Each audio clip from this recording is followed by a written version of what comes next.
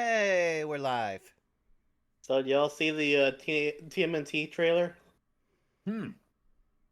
I saw people were kind of going off about, how April O'Neil was depicted, but other than that, no, I didn't get a chance to see the trailer.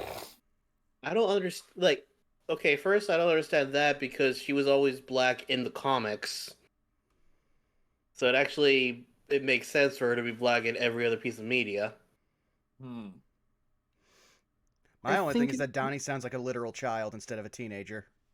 Well, there's a reason for that. They actually had actual children play the boys. Oh, well, that'd do it. So, I found that out. I'm like, okay. I hope to God they had the time of their lives in those recording sessions. Just they literally got to probably play their dream characters. But yes, it feels weird that we're actually going into at least one game where so far it looks like there's no actual danger around us. Right? Yeah. You say that a rock will fall on us at any minute. Yeah, I was gonna say no danger at all, just political intrigue. Right. I mean, yeah, we're in the middle of the air or in what looks the map had a bunch of broken stairs. So I mean, so far I'm just prepared for the biggest thing that I have to worry about is Enoch losing his spaghetti around actual teenagers. His spagoots. I can make danger. Well, yeah, you can just pick left and just tell the DM to roll the dice until something happens. You say that, Caitlin, but there's still people occasionally finding the early episodes of this and being like, Wick is terrifying. Yep. Yeah. Oh, that was my favorite thing. They were like, I thought Wick was going to be adorable. I was like, you thought wrong, sir. Yep. Wick is adorable, but also horrifying. the two things are not mutually exclusive, and people forget that. Exactly, yes. For example, have you ever seen 90% of the animals in Australia? Yeah. Most of it wants to kill you. I'm just waiting for them to get to the episode where we have to defend the fort. Oh no, my favorite's always going to be the one where he does the portal jump and gets candy. Us doing that for 10 minutes was still the funniest thing. Before Dort Z2 Electric Boogaloo. Oh no. Or the finding the knives thing. That one was good too. Did you lose these? I did two knives. Let me see. That makes sense. But yeah. Speaking of stuff that's been kind of going on in politics, I know I've told Vaughn this earlier, but I just found out my LGS is going to be closing its doors at the end of the month. My local game store. Oh, that's what that means. I was trying to desperately think of what that was really quick, but not be embarrassing about it. I was like, okay, come on, let's figure it out. I was waiting for the explanation, and then you went into it, so I didn't have to ask. Oh, yeah. Fantastic! Because I had no idea what that was either. Don't worry, Caitlin. I'll throw myself at the landmine of social crimes. Here I go, by the president. I also didn't know what it is, but I figured I would just say sorry because it sounded bad. I'm not. Yeah, I honestly, the first thing I thought of was medical, so I was like, "Your lumbar? Oh fuck, is your back fucked up?" I'm like, shit.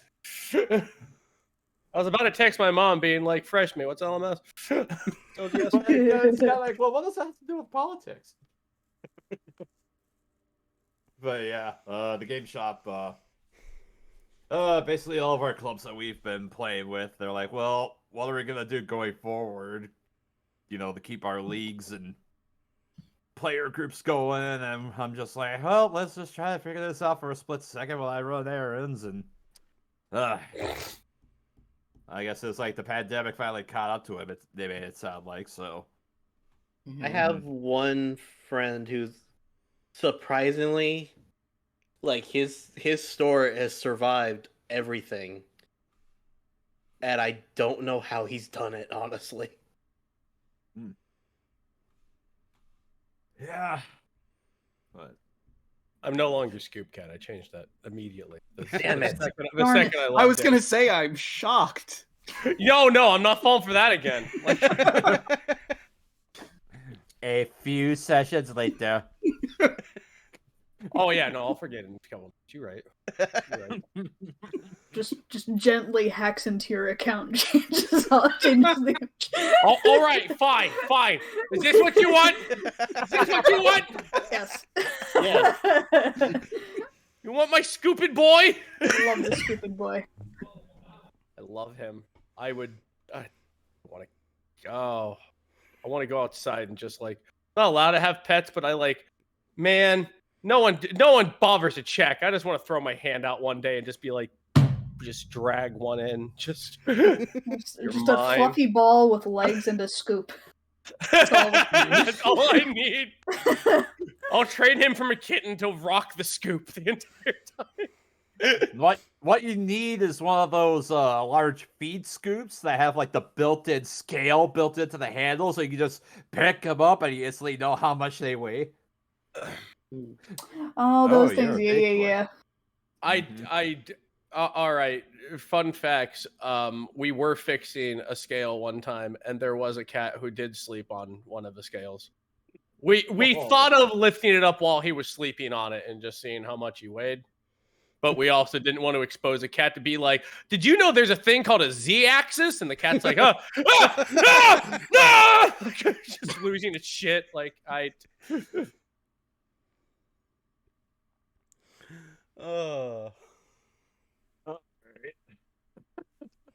Well, assuming, I think that's actually a good place to go ahead and kick off our session for today. oh yeah, me shrieking? Always a good time. Always a good time to start things out. All right. On that note, everybody, hello and welcome to tonight's episode of Chult Personality. When last we left the expeditionaries, Zeno the half-elf sorcerer, Rue the human druid monk, Tyrant Bane the minotaur paladin, Elise the wood elf ranger fighter, Dan the half-elf witch, and Enoch the human warlock. The party had left the ruins of Obalaka after combing through what was left after defeating the former Queen's Alcori.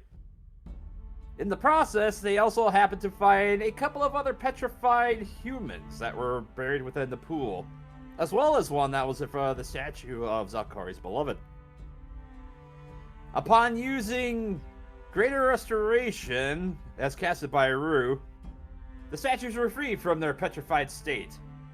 And as payment for their gratitude, they decided to hitch a ride inside their house Henrietta until they can make their way back to Port Nyanzaru. And after a couple of more days of travel, the party has finally arrived at the cliffside of Kir Sabal, the monastery which is home to a group of Aarakocra. After a short debate on how the party would scale the cliff, by matter of flight, they managed to make their way up to Kir Sabal, where they were greeted by a contingent of Aarakocra, one of which flew ahead to talk with their teacher, while the rest were ushered to a bathhouse, where a ritual bath was waiting for them. After completing their bath and donning customary scarves over their faces, the party then made their way to the monastery, where they had met with the leader of the Aarakocra, a wizened old teacher named Ashara. While discussing initial pleasantries with her, the party did notice that a pair of humans waited in the wings, peering down upon the party. It was discovered that these two were in fact the heirs that they had been seeking this whole time, Princess Muaxarane and Prince Na. After ushering them away to continue their studies, we now pick up on the party as they continue their discussion with Ashara. How will the party proceed forward? Let's find out in tonight's episode of Chult Personality.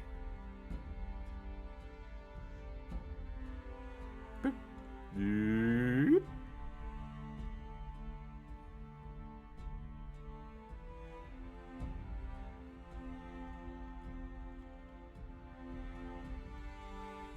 So, Ashara,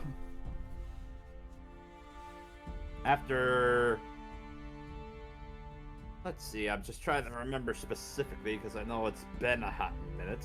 I think Ashara actually left, and the last thing we did was Zeno and Dan were looking at books, and I gave away the 20 books that we've had since we met the first Lich.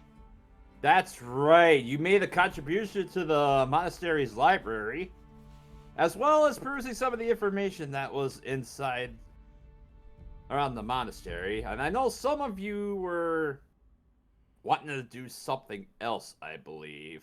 I believe the plan was dinner was coming up shortly, and you're going to wait and have dinner to meet with Moxrani and Na. Yes. And I had sent my lizard after the children. That's right. Lizard spy. Pat, pat, pat, pat, pat, pat, pat, pat, pat. Would that just be Gex? Does he have cool shades? Do not invoke its name!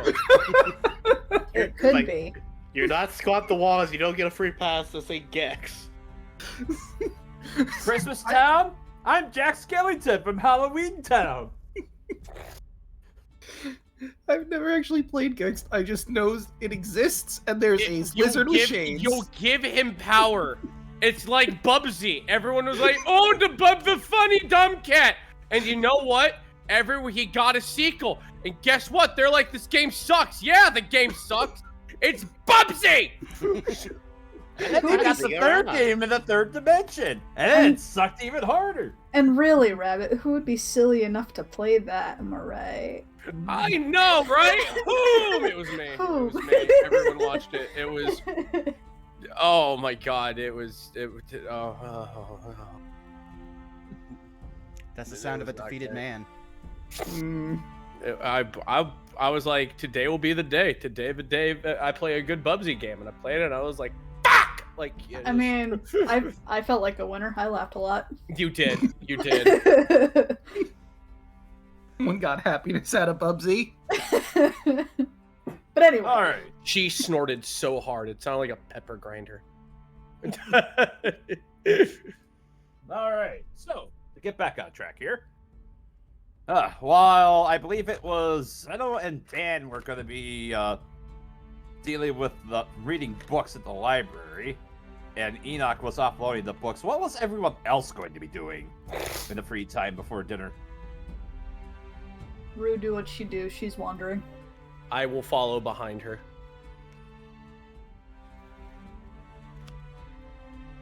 All right. She will look for anything of interest that she is within the allowed bounds to go.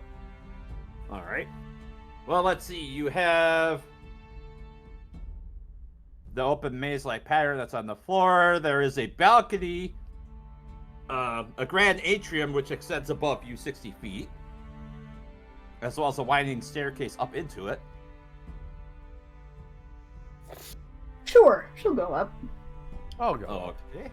Let me go ahead and reveal the upper map. Bless you. Thank you.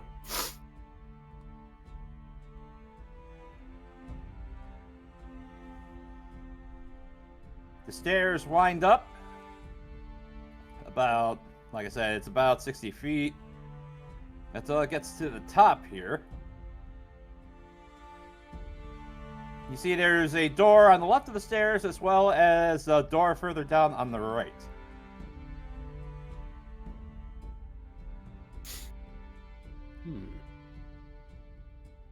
Going to assume that's a guard right there. Yeah, that's, you would be correct. Or at least in our Kokra.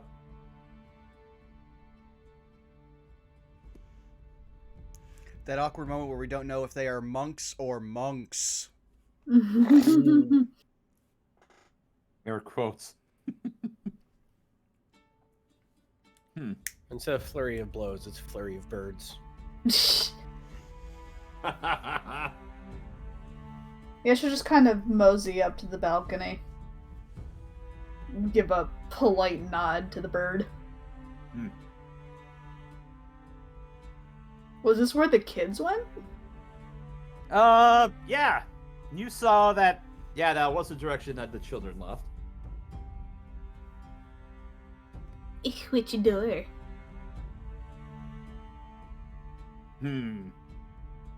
Give me a quick intelligence check. Okay. I'm going to assume it's the one that the guard is next to, however. We've been Schmeckledorf before. Indeed, indeed. Intelligence, where are you?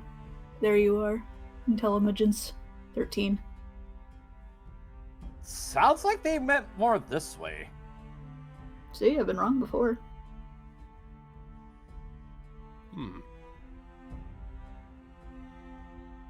Do I see my lizard anywhere? Let's see. You make your way up to.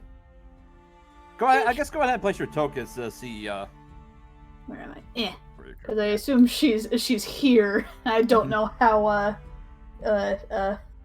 nervous this guard is. Trigger happy he is.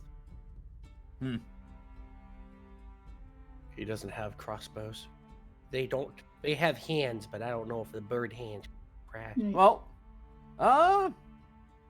this Aarakocra doesn't currently have any weapons equipped, but as the two of you make your way up the railing, he'll actually lift off and take flight, and just kind of hover right next to the railing.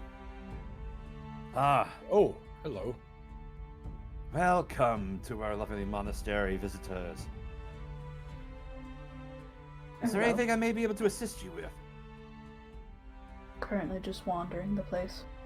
We were given some rain, I suppose, to wander before supper. So really just exploring. I see. Well, if you wish, you are free to explore the next couple of rooms. However, without supervision from the teacher, you are not permitted to leave the upper portions of the monastery. She'll nod. Alright, so, and she'll just point to the rooms, both of the rooms right next to her, so these are fine? Yes. Very well. Mildly curious, since she thinks that the kids are over yonder this way. She'll mosey you.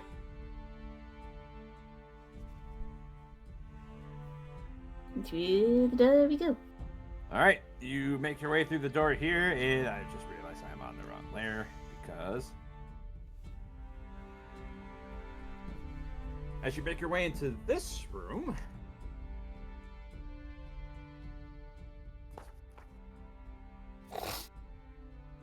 you see there is in this room you find there are several wooden mats that are on the floor, as well as in the center of this room you currently find an Aarakocra. It looks like he's doing some jabs. He's got, you know how some Shaolin monks will just kind of repeatedly do like a combat strike? Considering she's a monk, yeah. Or at least part monk. He's currently he's currently doing I guess you could call them training drills in the middle of this room. She'll just kind of watch politely for a moment and scoot around him, not wanting to interrupt. Alright. Make a stealth check for me as you're making your way around. 9. Okay, let's do those little hoofies. We're so stealthy. Clop, clop, clop, clop.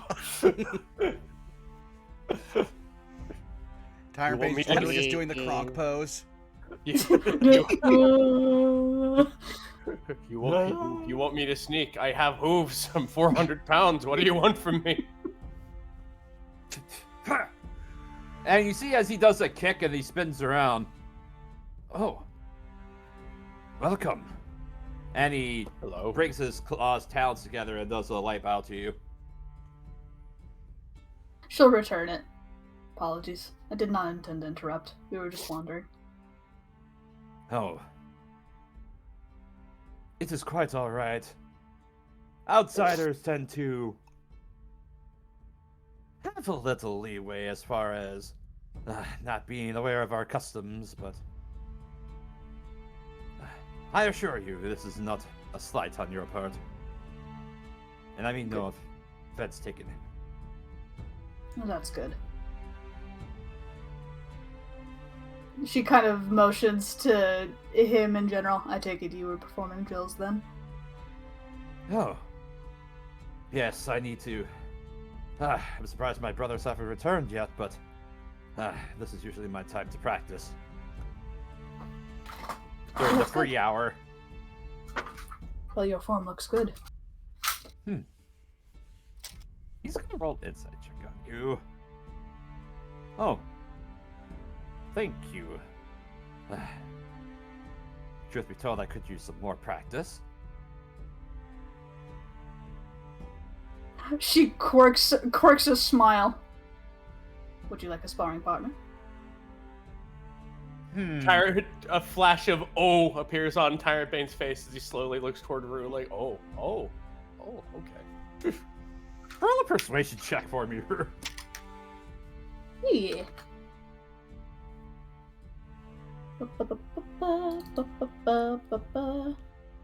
Persuasion. 9.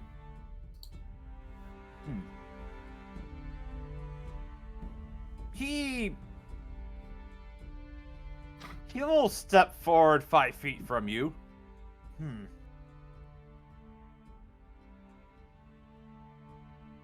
I'm not sure what gives it to me, but I sense that you are a practitioner as well. Of She martial nods. arts? A bit, yes. Fascinating. He'll take a 5-foot step back from where he was and make his way closer or slightly further back into the center of the room. Come on. There we are. And he'll motion towards you. Well, let's see what you've got then. And if you are willing, let's go ahead and roll initiative. Alright. Wasn't sure if we were just going to roleplay the initiative. 7. He rolls a 13. Okay. Alright, so we'll just make this nice and quick and easy. He's going to take the initiative and he'll sprint 10 feet towards you.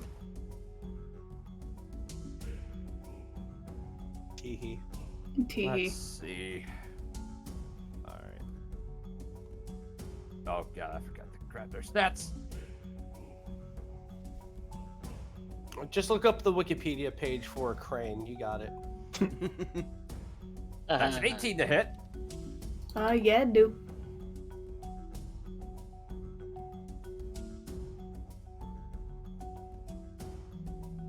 He comes in with a jabbing strike at you with his claws stretched, and you take 6 points of slashing damage. 6 points? Okay. Wait, I misread that. It's a 4. 4 points of slashing damage. Okay. And he'll follow that up with an unarmed strike. He'll miss with a nat 1. Ah, boy. Alright. Somebody has an opening. Indeed. Yeah. How are you capitalize on this, Rue? Depends on how much I want to cheat. You know what? I'll play fair for now.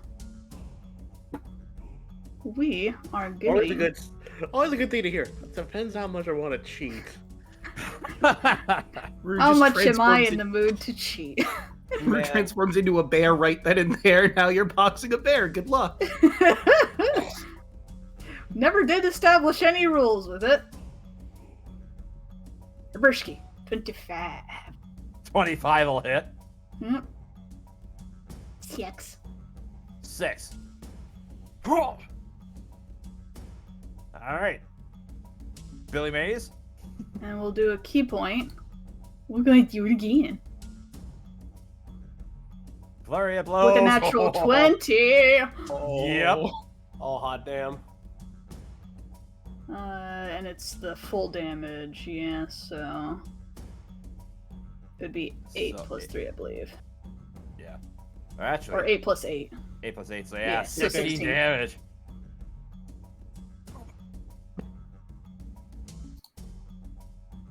Jeez, yeah, you... With a resounding blow for the across the side of the head, he drops to a knee. Anything else? Oh, if he's dropping to the knee, she'll relax her pose. I healed. Don't worry. Here. Hand me your hand for a second. He struggles to stand on one knee, or just pick himself up. Just imagine... I'll help him. I'll just imagine, like, any time, like, Daffy Duck gets a really good smack to the face, and his beak is just backwards with stars around it.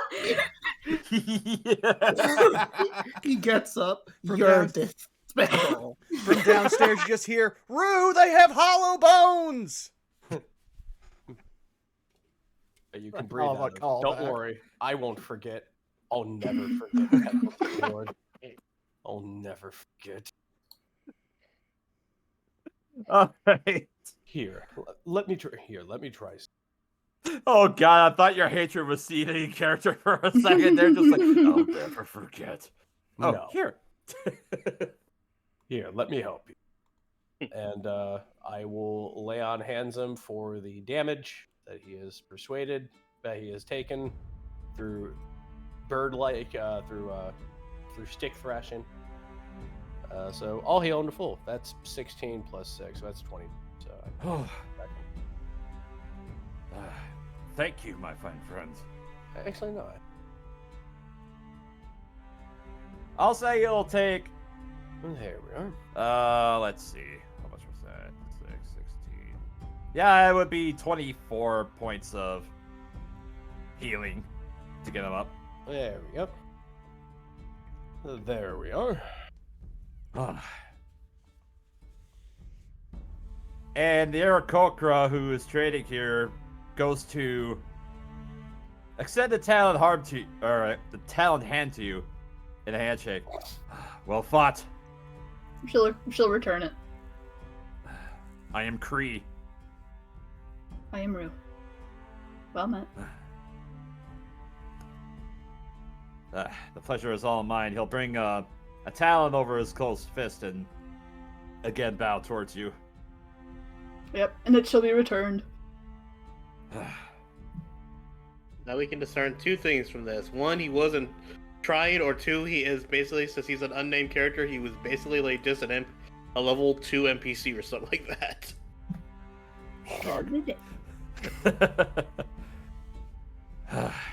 So, what business do you have inside our humble monastery?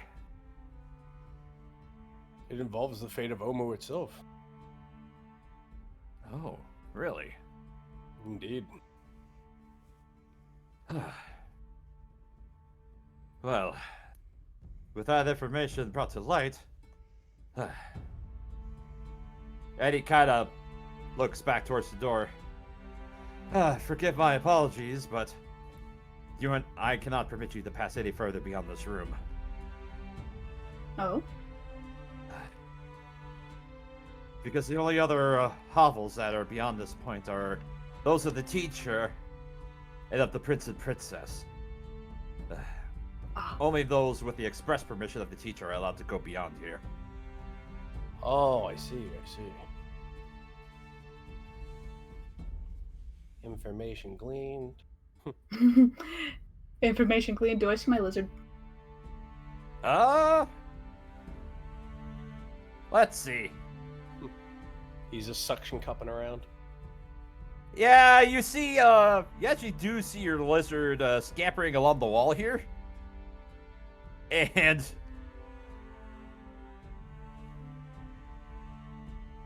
oh, that's good. Yeah, as you see the lizard make its way around the wall and onto the gangway, out to the next hallway, you see it go out of sight, and it appears he doesn't notice. Okay. She is satisfied. For now. Oh, very well then. We won't be a bother. Of course. Best of luck to you. Best of luck to you in your training. May good fortune follow you. Thank you. When the morning comes, we're usually engaged in our calisthenics. It would be an honor if you could join us for that. If time permits, perhaps.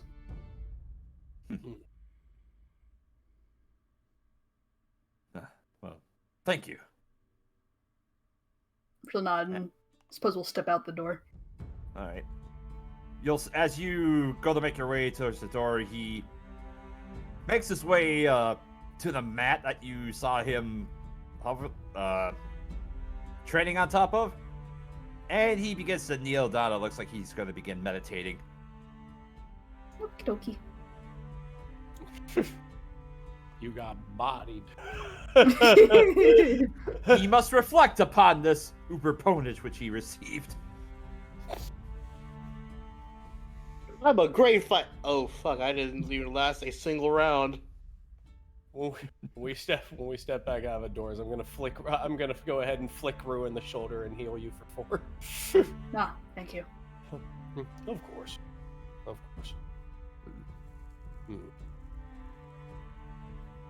Did you gain any insight as to what we were doing? Not yet. But hopefully that'll change soon. Well, if anything comes to light, Nova and I will be here to go ahead and help you. She nods in agreement.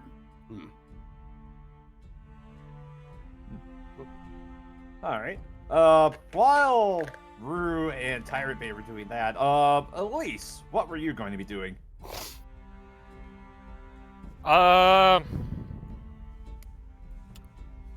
Probably just. She'd probably just be with Dan and Yuki, not really saying much, but just there for company's sake. Okay. So she Basically, would've- just waiting until dinner, essentially. So she would have heard like me, Zeno and Dance talking earlier. Yeah. Spell Plague and the Goddess of Magic and all that fun stuff. I wonder why they would have books on that, pray tell. Well, I know Rhodey was magically inclined. I'm assuming that these guys are too. That possible. It might just be that these are historical texts that they've kept over the years. This monastery seems, you'll look around, pretty old, all things considered. So it's possible they've just been observing everything that's been going on around them and keeping history of it. Part of me is curious as to what the purpose of this monastery is and what exactly they teach here, but I guess we'll find that out later. Likely. I'm probably inclined to agree with you as you turn around and you see Talad is finally caught up. My apologies, I took a little bit longer with my bath than I should have, but... No, I get that. I probably would have, like, if I didn't feel like others were waiting on me, I probably would have spent a good hour in that room. I mean, not to mention you were trapped in a mirror for gods know how long, and we were down in the tomb for weeks. I'm sure we would have all taken quite some time. He runs his hand across his chin and he thinks about it. I haven't had a bath in 100 years, and I think about it. That is rather peculiar. I just imagine all three of us just have this like, we just all like collectively just squint at him. I mean, I suppose you have me beat. My longest time without a bath was the several years I was alone in the woods. But that pales in comparison.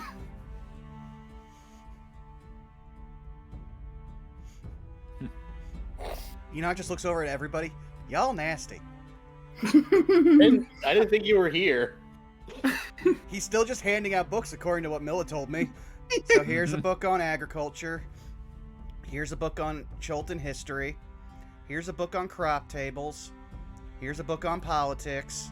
And I'm just going off of all the things Milla told me that I've read since Enoch has been sitting around not sleeping. Mm-hmm.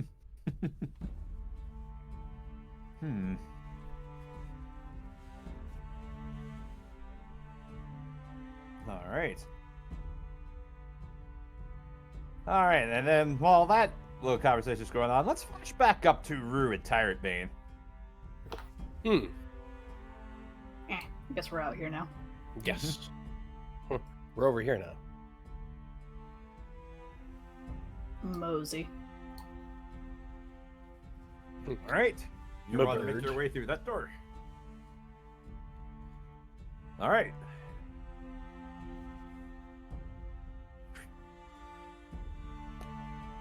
You make your way through that door, and let me go ahead and start this.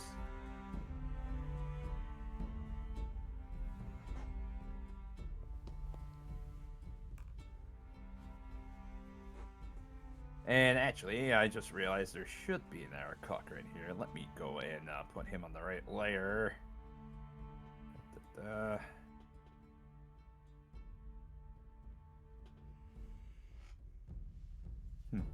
You see there's a desk and a chair in this side room, and you see an Arakok sitting at it, perusing through some things, and as the door opens, he picks himself up and he turns around.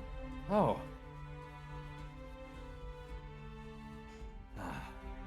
Welcome. I don't really expect to see visitors up here that often. Apologies for the interruptions. We are visitors here. Oh. If you're in here, perhaps are you here to visit the shrine? The shrine. Yes, for visitors who wish to visit and pay homage to the shrine, this is an antechamber of sorts. Normally it is tradition to be washed with oils. There are various texts which we normally read, but if you give me just a moment, he'll walk over to the table, and you see him grab a couple of pictures of sorts. If you'll permit me. And he kind of nods. He just kind of takes the picture with the scented oils, and he'll reaches up and he just drops like a dollop of oil on top of each of your heads. And then he'll reach onto the table and grab a cloth, and he'll just gently wipe the oil so that it slicks your hair, more or less. I hate to say it, Tire Babe, but you're getting a cowlick after this. A wet cow. That was his first mistake. When you said they slicked their hair back, I immediately imagined a leather jacket just found its way on them somehow, and sunglasses. This is the I did- coolest thing ever. I just imagined alfalfa. We are probably the last generation to even get that reference, Caitlin. 3 horns. No shit, right? Oh. Oh. All right. So then he goes over and in the language Well, Rue, you're more familiar with this. He begins to speak Orin as he begins to recite some words from one of the scrolls. After about a minute, he sets that down, and he'll usher. You open the door, and he'll usher you all in. Chirp, chirp, chirp, chirp, chirp, chirp. We'll just kind of gently shrug and go on in. Yeah, why not?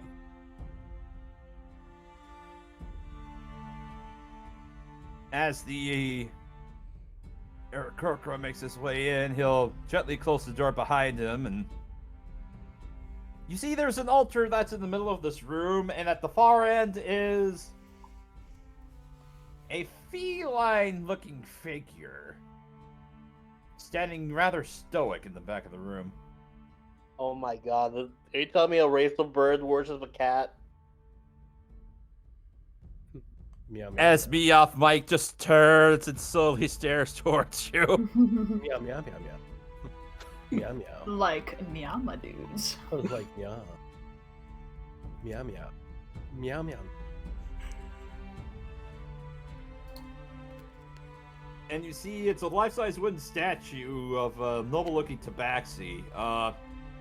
He's draped in flowers and beads, and you see at his feet there's an incense stick that is burning, and you see the smoke slowly wafting up around the wooden statue.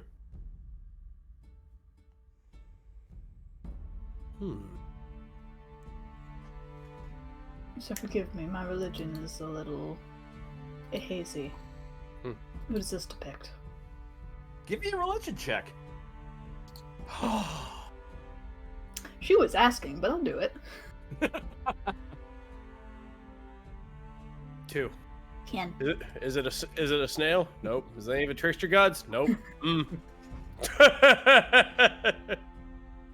In all fairness, we're not sure who this represents. We just know them as the Guardian. Ah, a fellow Destiny player. I see. So if you are unsure who they are, why do you have it?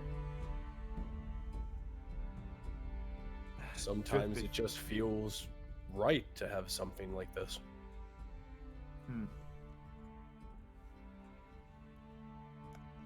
That is... It does feel right, yes. Even, despite of not knowing for sure who the Guardian is, just having the rhythm to have something to worship and to mind is often more important than the figure itself.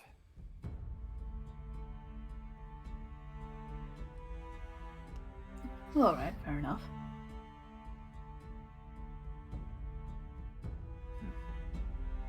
She starts to awkwardly shuffle, uncertain of what to do. Oh, here.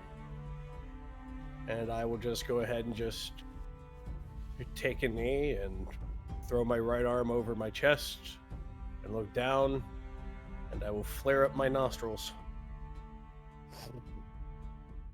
You don't have to flare up the nostrils, Caleb.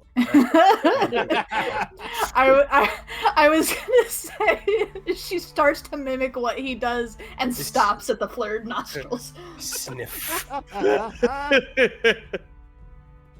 Just gives him a side look. I was trying to see if you would fall I'm a for big boy! My veins need air! So, you sniff. An unoxygenated cow is not a healthy cow. You smell a smell. And it is a smell, but it's a rather sweet and myrrh-filled smell. Oh, With your thank divine God. sense, you detect that this place is hallowed. His nostrils return, and you just see just a nice smile that he has with his closed eyes. He is so happy to smell a place that does not smell like pungent demon death ass. He is so happy. Rue don't even have to roll. She just knows. She's like, oh, you're happy. You're enjoying. It's a happy cow. Happy This cow is a hours happy right cow. now. Yes. I just realized, looking at Tyrant Bane, all he has to do is give a big toothy smile, and you can stick him on a wheel of Swiss cheese. For the laughing cow. That's Tyrant Pain's that's Tyrant Pain's aunt.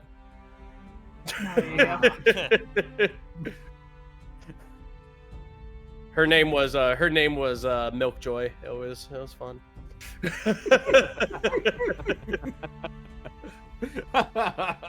She loves her dairy products. Artists, go nuts. Don't send me anything.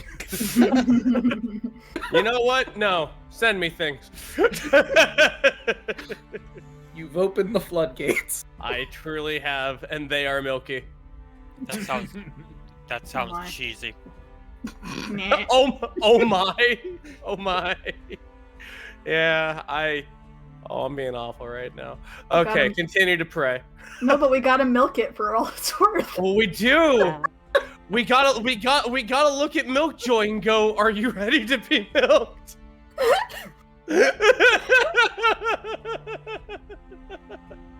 I I sit here knowing at least 2 or 3 furry artists follow this stream. Bring me what I crave. I don't know why I'm picturing Milla with his face fully on the desk right now. I don't know what you're talking about, Jocko. I'm enjoying this. But yes. And actually the Aarakocra, seeing you kneel, he'll also he'll sheepishly look at you and kind of follow suit as well, and in Orin you hear him make out a prayer. And then after a minute he rises to his feet.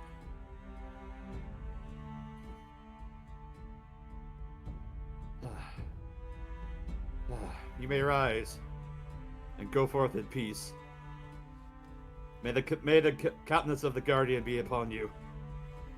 Absolutely. And may Unk's light be with you always.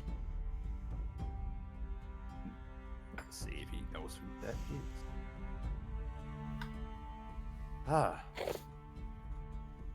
Thank you. He nods towards you. Making a prayer to Unk. Unk just on a leaf somewhere chewing on a flower going, huh? Oh. Yeah. That's right. I remember. All right. Guide us, Unk. I feel no different one way or the other. Ah, good, so he snaps to book. I really got Nastablook vibes off of Unk. Yeah. Yeah. Just like, he's your most dutiful servant, isn't he? Yeah. He goes out and gets his chips. I have to tell him no salt. It sometimes is very awkward when there is. But I try to eat it politely if he does. I go, ow. Ow. Ow. Ow. All right.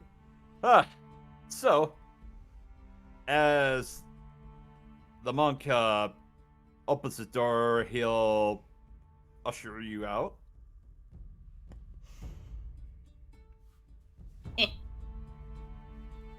We are assured. All right. And you hear the door shut behind you as you have free reign. And it is at this point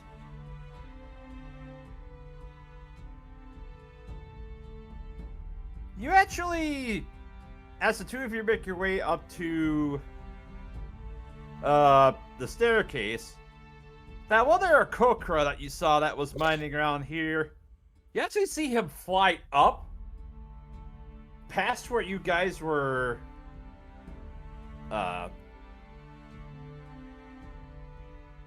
as he flies up towards the rafters of the monastery, you actually see he has a rather decent-sized bell.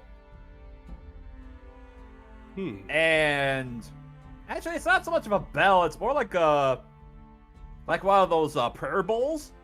Yeah. So he flies up to the rafters of the monastery and perches, and you see him rub the top of the prayer bowl and then strike it. And he does that about 3 or 4 more times, and the rest of you below hear this happen, and the Arakokras that are with you perk up and say, dinner hour has come. Come join us. The teacher and the noble shall be here shortly. Of course. Enoch's eyes went wide for a second, prepared to say, "We didn't do anything." But As luckily they you spoke know, first. you have 2 people unaccounted for. Yes, but he knows you're with Tyrant Bane. But like that'll stop. I was her. gonna say, as if the cow will stop me. He'll be like, I'm gonna hit that bell, and he's gonna be like, Please don't. why not? If anything comes out, yeah, I'll solve it.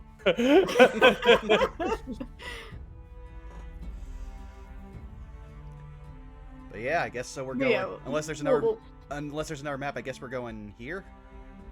Yeah. Place yourselves how you want to around the table, I guess. This room's about to get very crowded very fast. Yeah. Yeah. You should, like, if only there was a way to make that room bigger. Wow. Tyrant Bane has the kitty table. Everybody's Actually, no, I guess that'd be Yuki. Or, yeah. Look, in every family gathering, if kids are upset because there is a kiddie table, I would always sit at them. And yes, it's as funny as you think, because I am a giant. That's adorable. Oh, no, I'm just laughing because our kitty table is Yuki, Kawasha, and Talad. And 1 Aarakocra. Speaking of kitty tables, eventually you hear a commotion coming in, and oh god, I have to click off. All right. Do the nobles sit at the kitty table, or do they get to be at the adult table with everyone else? It is my divine birthright to sit at the adult table. Yes. Not until you're 13. The But I'm bird- 13 in 2 months. The birds are like, now we have our daily seed. And then they just start furiously pecking at bowls. I guess as far as everybody else has here, I suppose since... Yeah, we'll set it up like that. And actually... sorry, Root. At the head of the table, Ashara will sit at it. No, I should be able to do it. Okay. I like how the way it's set up, it kind of looks like Yuki is also sitting at the table, even though she's very small. There's nothing better than a dog sitting in a chair. Hold on. 1 second. I actually have a visual aid for that. She like took one of the Aarakocra's chairs and just isn't leaving. This is my chair now. It's just I just like to think, wait, what if you just shifted her into your twin for the sake of this? Technically. Dan could goof on these Aarakocra. no. See,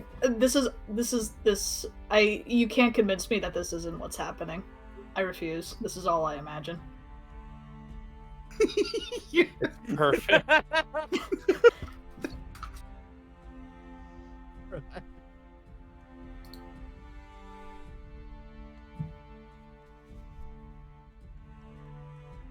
But yes, you see, upon seeing there's not really that much room at the table, actually, we'll say Kawasha is at this part of the table over here, and Yuki is just, basically, she's small enough, she's right in between him and you, Dan. Okay. I can tell you what I know from IRL Yuki. She's going to go to every single person that's here for food. Yeah, that brings me back to the old house. Yeah, that's right. This is what I was talking about, by the way. So, at this point, Ashara turns to all of you, and she kind of As she looks all of you over, she'll kind of fold her hands and she'll bow her head for a second. And after a little bit, you hear Ashara walks around and just kind of begin to recite something in Orin. Enoch, you are able to comprehend this. I would be able to understand it too, right?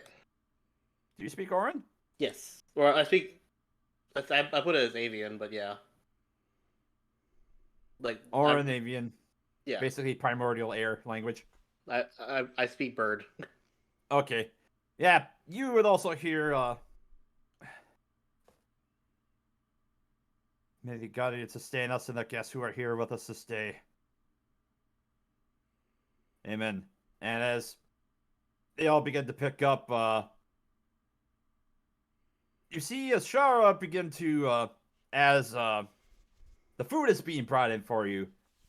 By the way, this is, you can smell that this is roast boar, a few collard greens, kind of a simpler kind of a meal, and a couple of loaves of bread. And basically all that has been divvied out to you as they begin to eat. So,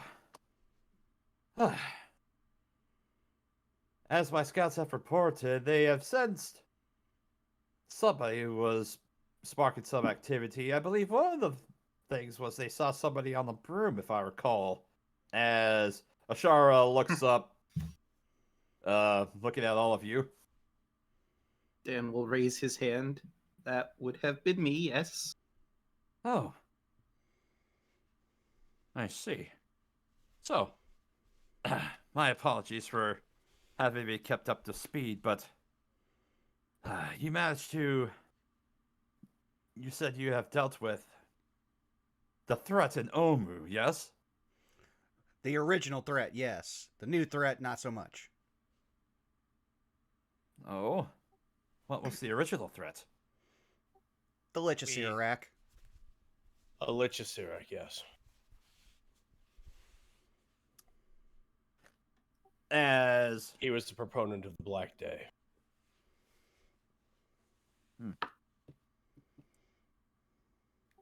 We dispatched him in the kind of stops for a minute, trying to think of the right word for what the I forget the name of the thing that was causing the death. The Soulmonger. The Soulmonger, yeah. We dispatched a Sirak as well as the artifact known as the Soulmonger that was responsible for creating the Black Day in the first place. But now Yuan-Ti have moved into the city and have taken it over. I feared as much with the Yuan-Ti. My scouts have been reporting me that there has been an increased presence ever since you had apparently arrived there. And apparently in the time that you had left as well. As of a few days ago. Supposedly there have been hundreds, if not thousands of more that have attempted to fortify the position. We had made a temporary ceasefire with them, at least to get into the temple, but that broke down really fast.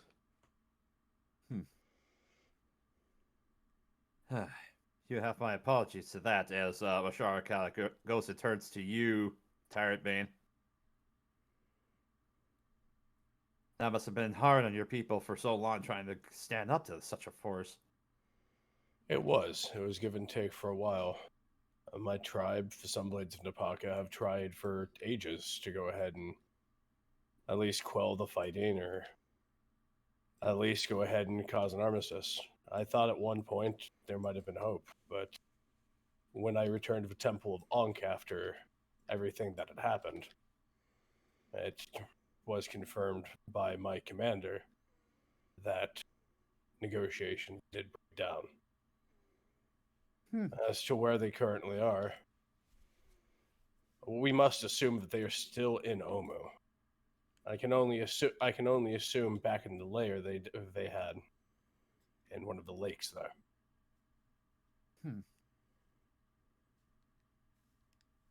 Guerrilla tactics will only get you so far in your endeavors, as you actually hear and see Nah actually speak up to that. Mm-hmm. With someone as well fortified a position as that, it might be harder to rout them out entirely.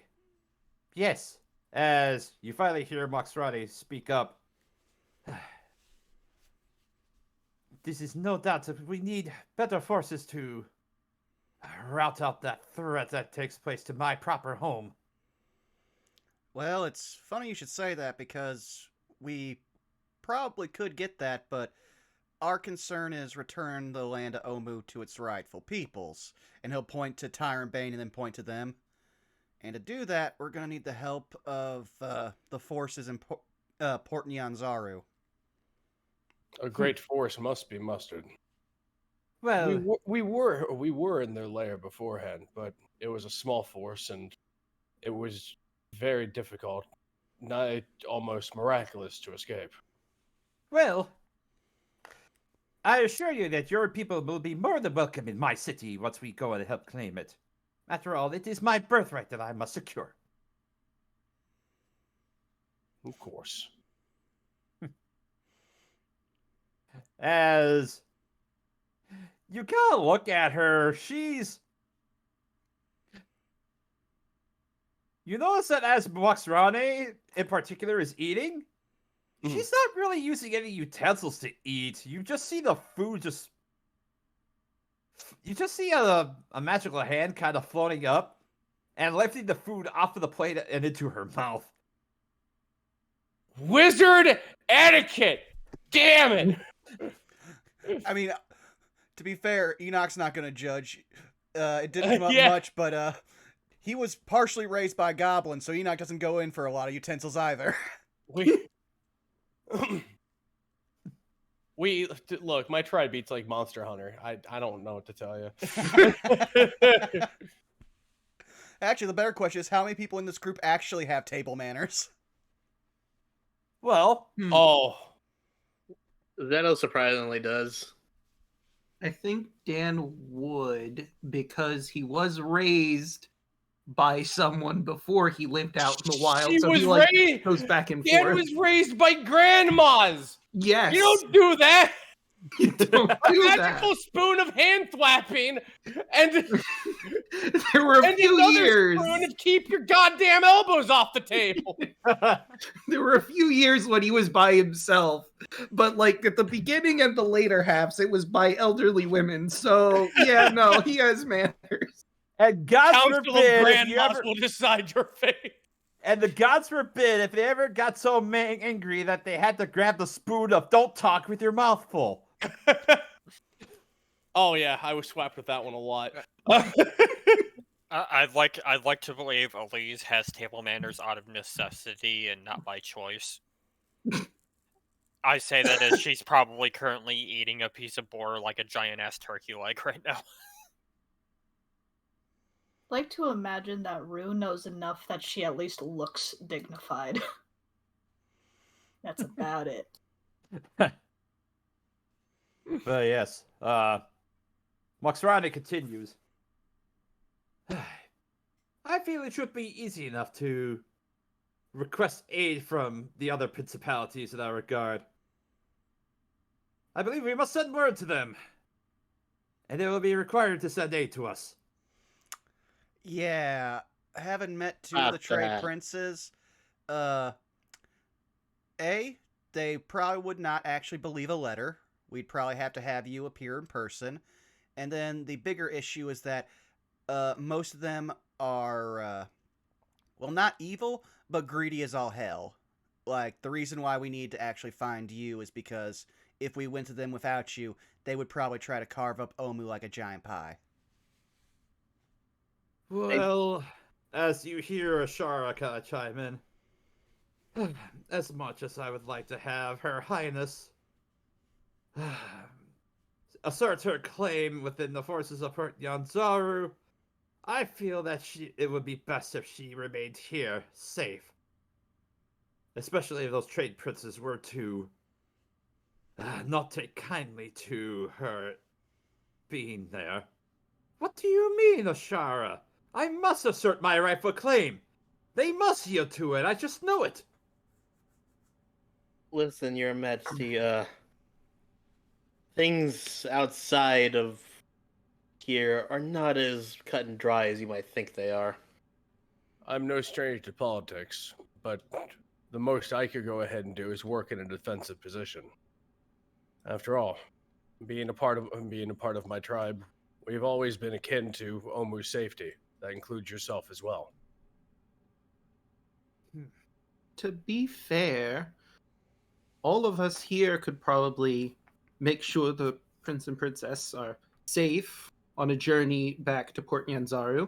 We have, he smiles, means of transportation, and all of us are strong enough to fend off any attacks via guile or physical.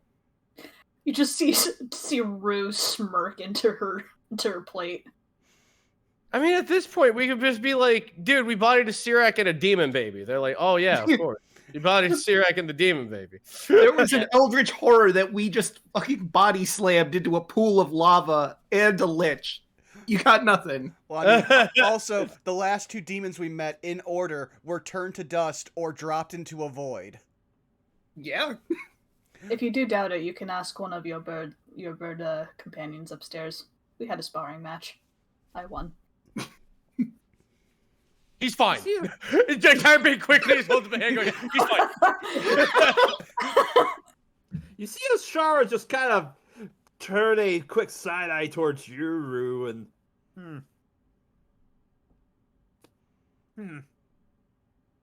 Well, Bird Toriel ain't gonna let Frisk leave the ruins. Damn it, Bird Mom. God damn it, Bird Mom.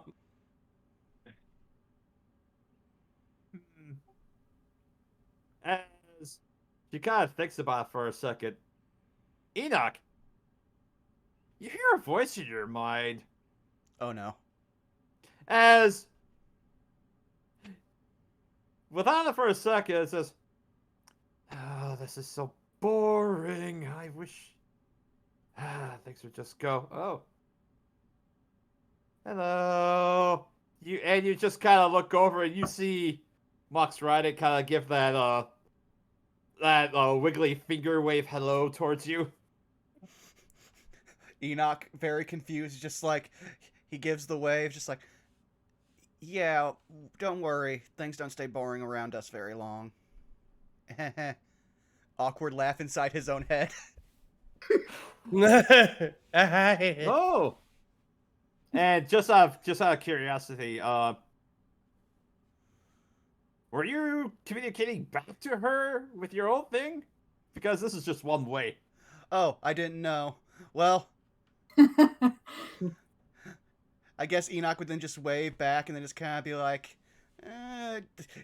again, like, he does not know how to talk to other fellow teenagers. There weren't a lot of kids in his village.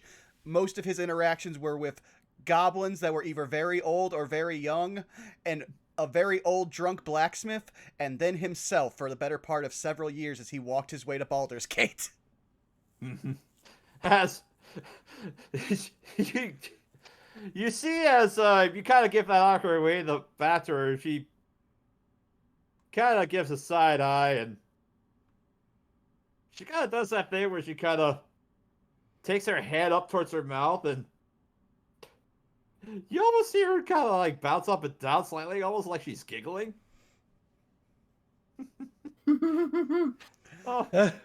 Oh no! You're interesting. You see, at least I one of like you. Enoch just like he is very flustered. He does not know what to do. He is just going to be like, "This is great roast boar."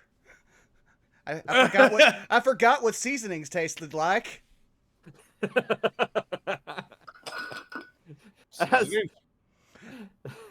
This awkward moment where my warlock has a 20 in charisma but no people skills. It's like that's like me when I go to the supermarket. Don't feel too bad. I'm like, I have money for thing, and they're like, "How are you doing today?" And I'm like, You too. "Yeah, me too." Oh God, don't look at me, don't perceive me. Here's my bills. So I shuffle back away. Shuffle back into the darkness. I just grabbed 3 boxes, 3 bags of raisin off the shelf, and I crawl back under the mango. Enoch might Like the look. mantle I was cover. about to Just, say, Enoch might look around the table and then immediately realize the only 2 people he could ask about how to talk to other kids are Shago and Kawasha. If you ask Dan, he'll say you're doing great. That is why he's not going to ask Dan. He's at least that self-aware. But yeah, if you wanna, you got this, buddy. So I imagine it's like Hiccup with Toothless. He gives him a thumbs up.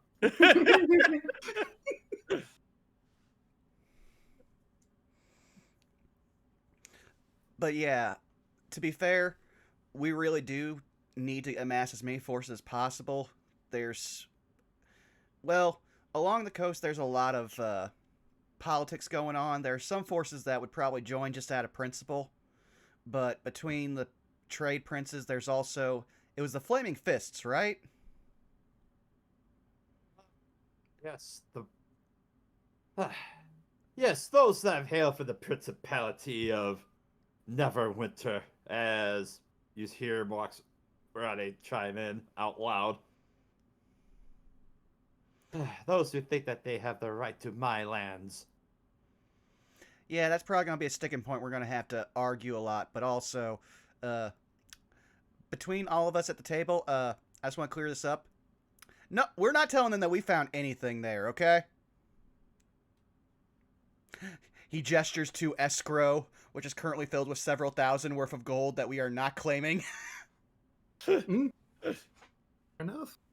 I mean, it's not like they're going to be able to stop us in Henrietta or anything. I mean, they could certainly try, but And as far as forces are concerned, my tribe will go ahead and all chime in for the defense of the city.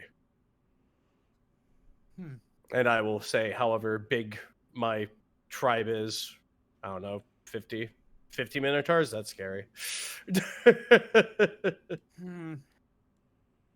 Never really discussed how big the tribe was, but you know, I remember the thing at the arcane, like the arcane people at the very start. I remember how like they all were like the minotaurs go first. I remember there weren't that many arcane people left after the first round.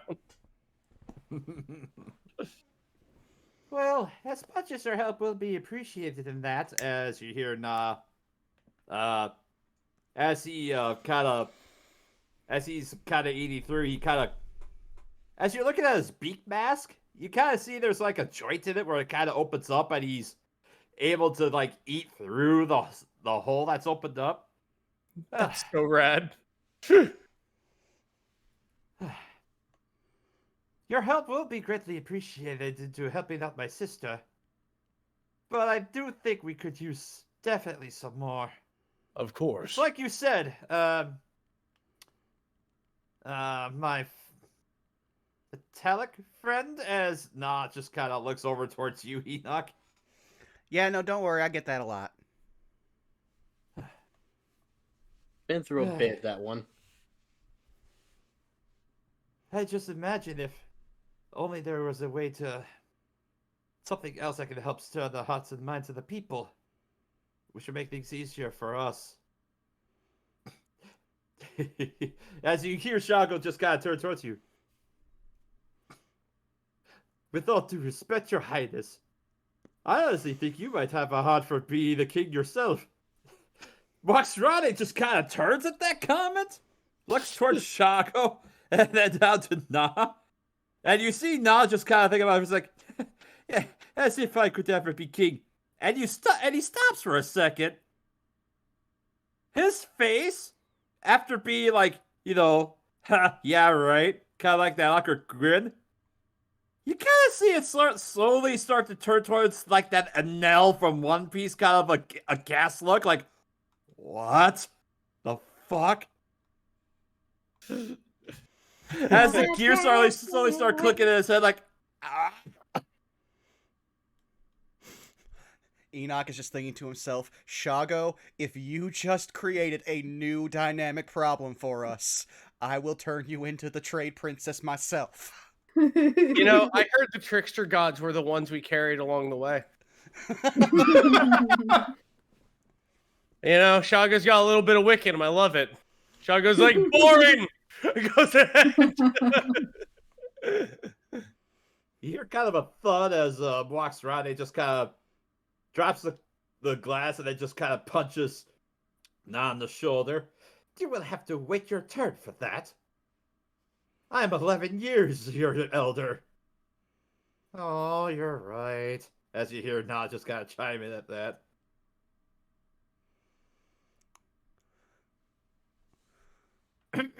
As you hear Ashara kind of chime in. Well, I believe that isn't quite enough of our discussion for now, but we'll need to make other arrangements to see what we can do for that. And as she kind of chimes in at that, you hear a ruckus coming from beyond the room, and you hear some shouting. Alarm! Sound the alarm! We're being attacked! And as we take a break for, while I get some stuff set up here, yeah. I need a bio real quick, and then I'm gonna need you guys to roll initiatives. Okay.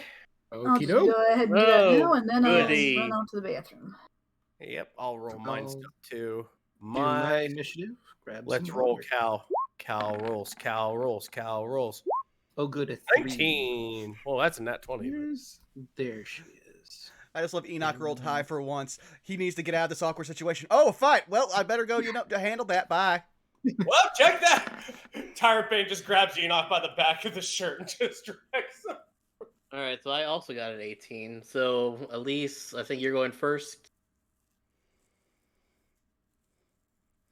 Sounds like Chaco already went to use the bathroom, so that's fine. Yep. Oh. Okay, I'm gonna go grab some water. I'll be back. Oh, now to find out what is going to try to attack them. And if it's assassins, I'm going to lose my shit. How did they know?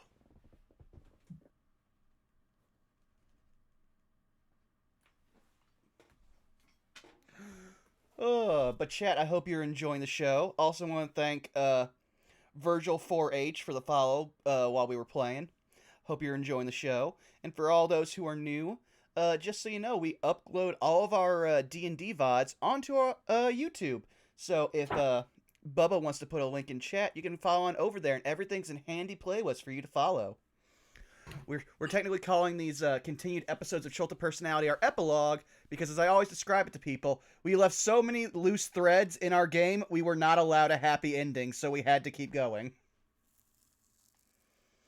But yes, this is fun. It's like a loathing game, honestly. True. It's like you forgot to do that, so that place is fucked. And I'm just like, oh, god damn it, I want to go over there now. Son of a bitch. Yeah, Enoch going to come out and just be like, okay, let's help out Tyrant Bane's people. Then I'm going to teleport somewhere far away, buy some land, and live alone. Oh, no. Oh, no. Then all of a sudden, oh, and now I'm a father. Oh, hell, you're a teenage father. Hot damn. Oh, no, I'm a teenage father. And now I've also got to explain that to the only other teenager in a 100-mile radius. I was going to say, don't worry, you're just like Lloyd Bannings. Then I realized Lloyd Bannings is like 20 or something and 0, so.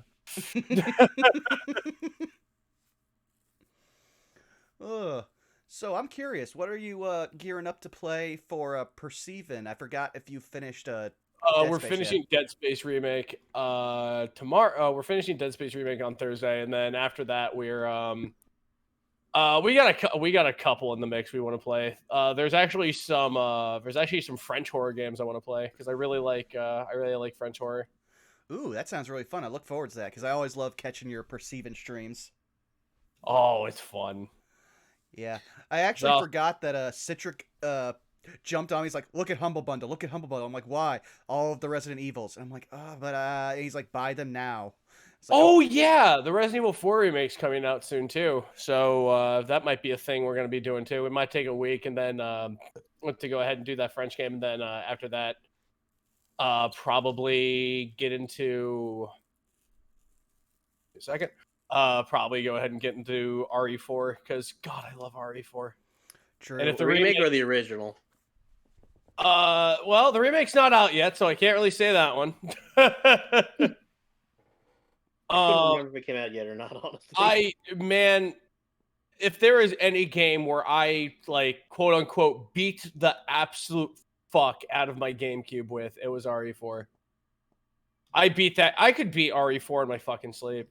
And even when I played with Bromat, I found things I never even bothered to even try. Like, for example, just using the rocket launcher to solve every single one of your problems with a single click.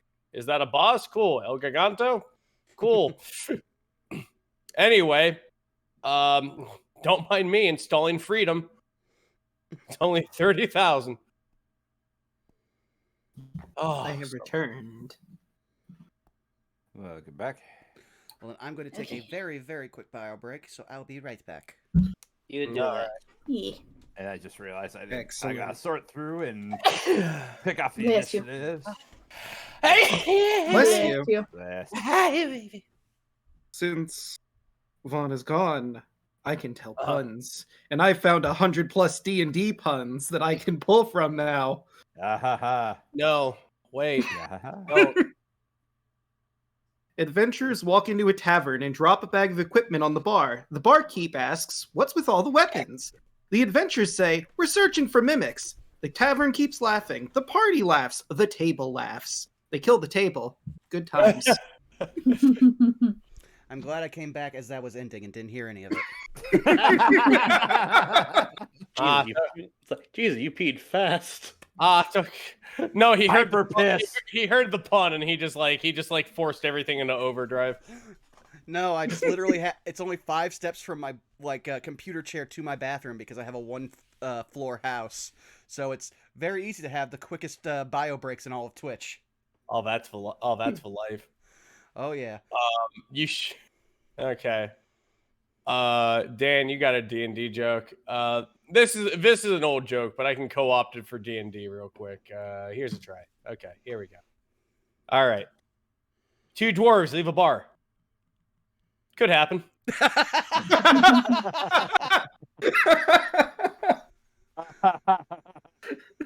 Okay, Rabbit. I've been listening to a lot of Discworld recently, so that one hit me hard.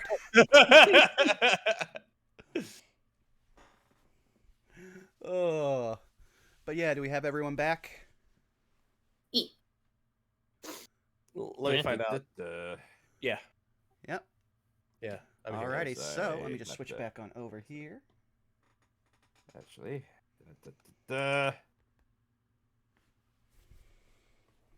I'm just adding up the initiatives for some other stuff here. For things that are happening.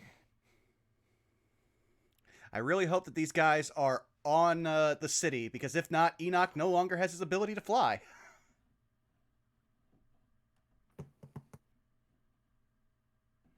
Like things like elevation and gravity have ever stopped Tyrant Bane True. from almost yeeting himself into 2 blender portals, not once but twice. I'm just looking forward to the fact that now that we are at level 12, I can actually just start taking spells that are useful, because fun fact that a lot of people don't realize is that when warlocks hit a certain level, they get their arcane mysticisms, but that doesn't stop them from just learning other spells as long as they are 5th level or below. Oh, that's fun. Mm-hmm. So I'm just looking at all these useful spells I didn't take because we needed to survive, and now I'm just like, okay, Enoch will just take this and just be like, you know what, it'd be really nice if I could do this. Oh, now I can. Alright, so Shago rolled. Wow. Shago did surprisingly roll. He rolled a. Let's see, I think he rolled a 23. Dear Lord, man. Damn. Yeah, you're rolling that 20 on his initiative. Our boy Shago put in the work today. He must have really loved that bread. Bread Dude. gives him energy. Dude, I love bread too. Shago and I, bread buddies. That's what we Like are. I was like, of course the Aerocogger would have bread. Mm-hmm. That's just, I don't know why I didn't think that wouldn't be a thing. All right, we got bread, bread, yeah, seed, okay, bread, Or Beer. yeah, the other B. corn, corn. Oh, corn sounds good. No, it's a dried corn. Oh, for Aw. birds. I'm aware. Meanwhile, It's like- So those seagull Aarakocras, it would just be a bunch of trash on the table. Yeah. They just Eagles take would- a trash can and just dump it all on the table. There you go, dig in. It'd also be French So- fries. Lots and lots of French fries. A bunch of seagull clerics trying to find the holy French fry. so would you say that makes Shago a bread fan? In the bone, buddy. In the bone. No. See. And another. Where is that music I had picked out for this specifically? There it is. Ooh, cool battle music. And let's see. I gotta go grab the tokens from the big map.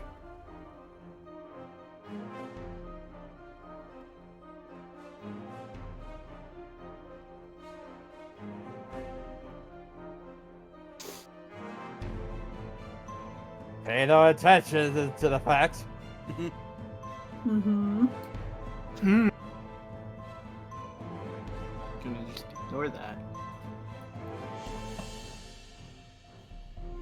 I was waiting to see what managed to find us all the way up here. Surprise! Well, it's when it gets to your turn, we'll find out. But,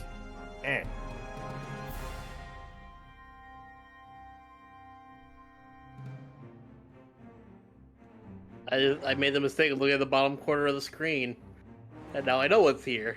And now I see them, and I'm like, oh shit.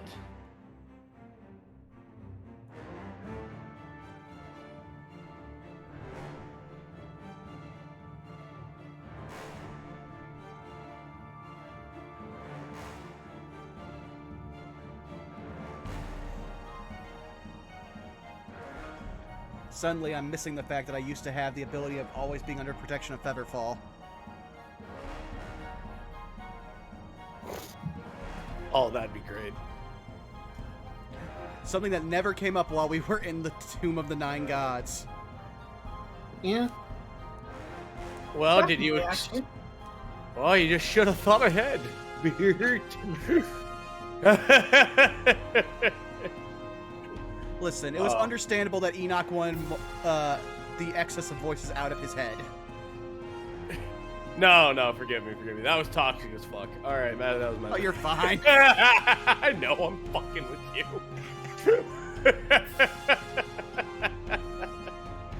all right. So, go ahead and start by descending. All right, first up will be Shago. He's going to move 5, 10, 15, 20, 25. Does he know what these things are? Be back, foul creatures! As he's going to make his way up. Let's see, I believe Shago has 3 attacks.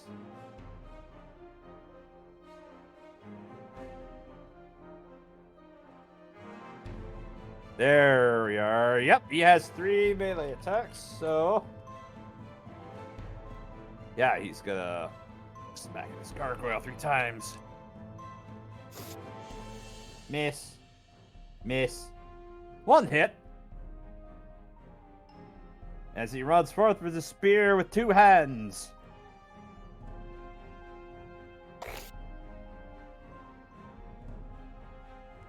So for,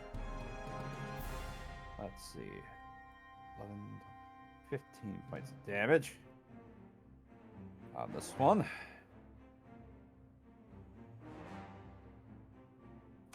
All right. Next up is Tyrant Bane. All right. 5, 20, 30. All right. Oh, here we go. It's Sunblade, Yeah. baby. Yep, as you make your way out towards the balcony, you see there is a group of gargoyles, 3 of which have landed on the balcony of the monastery, and 2 more are waiting just behind them. What are these things?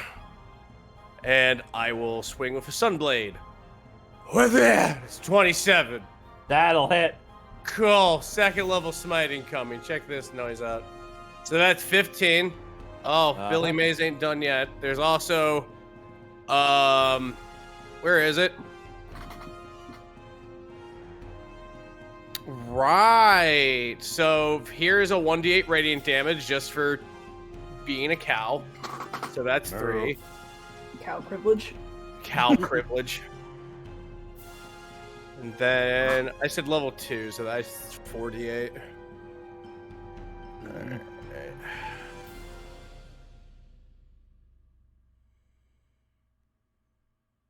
Alright, so that 8 is plus 2 is 40. 40 points of damage. All right. 40 to that.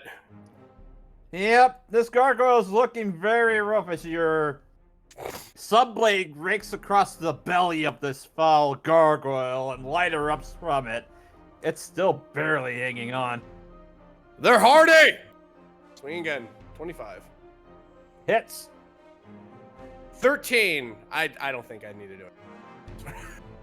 Yep, and as you hit the second time, you manage to rake off the arm of this creature and it collapses onto the balcony before tumbling off to the abyss below, dead. Oh, fantastic. All right. I'm gonna go ahead and nope, I'm good. I'm good. That's all for me. That's all for me. All right, Zeno, it's your turn. That was it. Zeno doesn't want to leave the room, but if he goes right here, can you see outside to where the 4 of those guys are? Let's see. It's like, I want to leave the room, but I don't think I can, like, realistically go through everything right now. It's a little cramped. It is, I'll say from that line of sight, you can see this gargoyle here. What the fuck is that? You know what, whatever. I'm gonna give you a quick intelligence check, Zeno.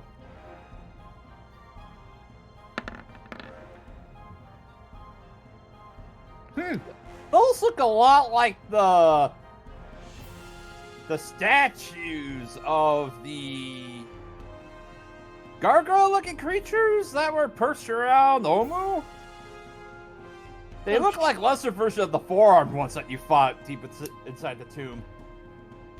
Holy shit, guys, I think those are the actual statues from Omu. Like he says out loud to everybody. What? And I'm gonna do a shatter to where it hits, like it hits the 4 of them, but only the 4 of them. All right, roll for wild magic.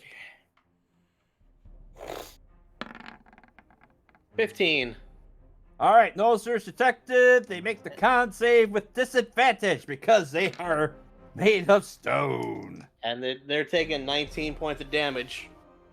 Each of them. So, failure, failure, failure, and failure. So yes, they will all take 19 points of thunder damage. I wish I would have said like I wasn't gonna get a higher spell, but you know what? I already cast it, so oh well. I don't mind wasting just a level 2 on these guys. Alright, so 19 points of damage.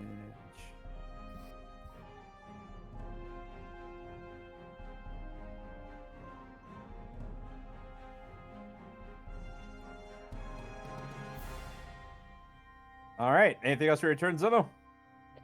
That's it for me. Alright, Elise. Okay.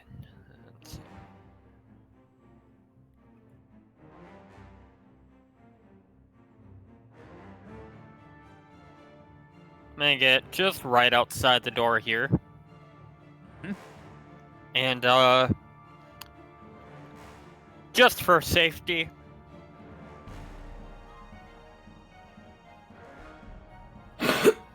magic weapon. Gotcha. And, we're gonna aim at, can I thread the needle at that guy right there? Sure. Alright. And, I'm in a sharpshooter. Alright.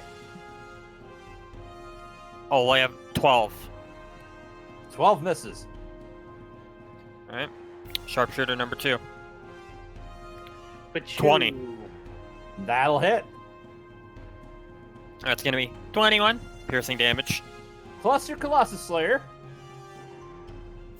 7. That's actually 22 piercing damage with the +1, so I apologize. So, a total of 29 damage. It's still barely up.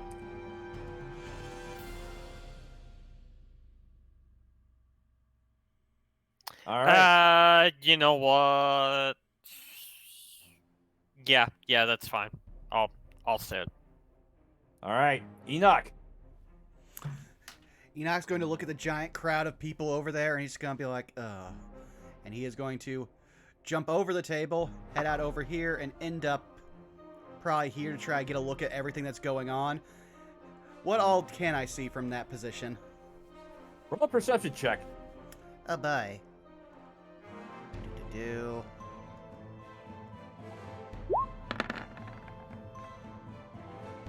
That's a 7.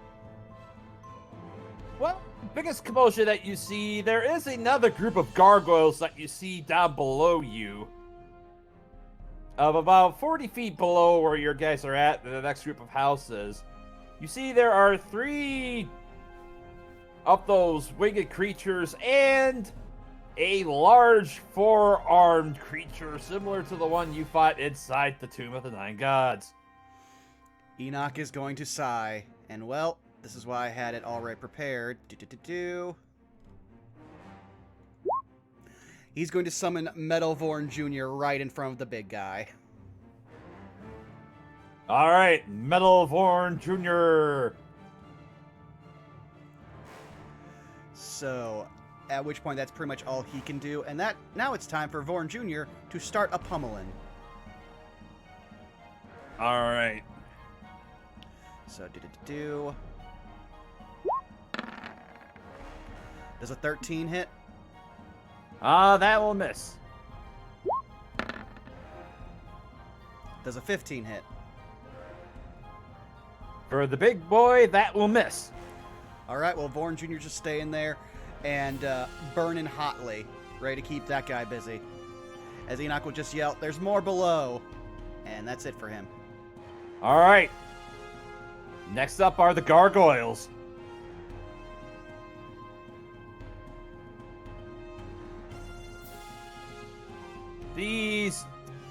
One gargoyle will fly up towards this Aarakocra.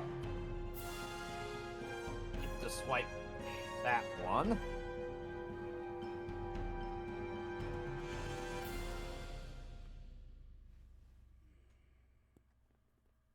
Bite. Claw. Those both hit.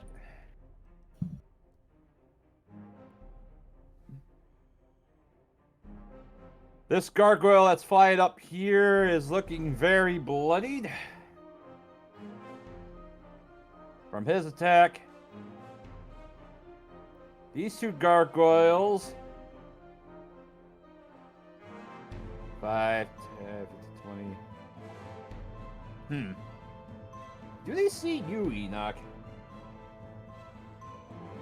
One does. And this one will fly up to the same level as you. Meanwhile, this one's going to fly over to this Aarakocra. We'll resolve the one that's targeting that Aarakocra. Manages to hit with its bite. Biting into the shoulder of that one. Meanwhile, the one on you is going to make a bite in the claw attack, Enoch. Go ahead, numbered hits 20. That's a miss. And a miss. Meanwhile, with everybody up in the monastery, this gargoyle is going to move over and attack that Aarakocra. Hits with a bite. For that much damage. This gargoyle is going to attack Shago. Both are going to hit, but Shago has a thing he can do.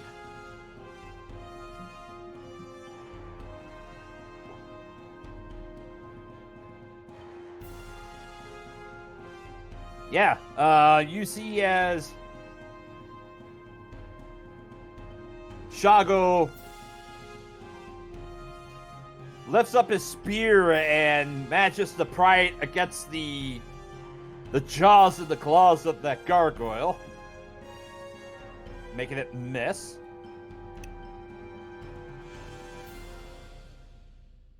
These two gargoyles are going to move up, and they're going to... One's going to attack the Aarakocra next to you, Tyrant Maid, and the other one's going to attack you. Okay. Those are going to miss the Aarakocra. Okay. That's a 1. I assume a 6 is going to miss, but a 22, does that hit? 22 hits. Yeah, my armor class is 19. All right, you take 6 points of slashing damage from the claws. Okay. Alrighty.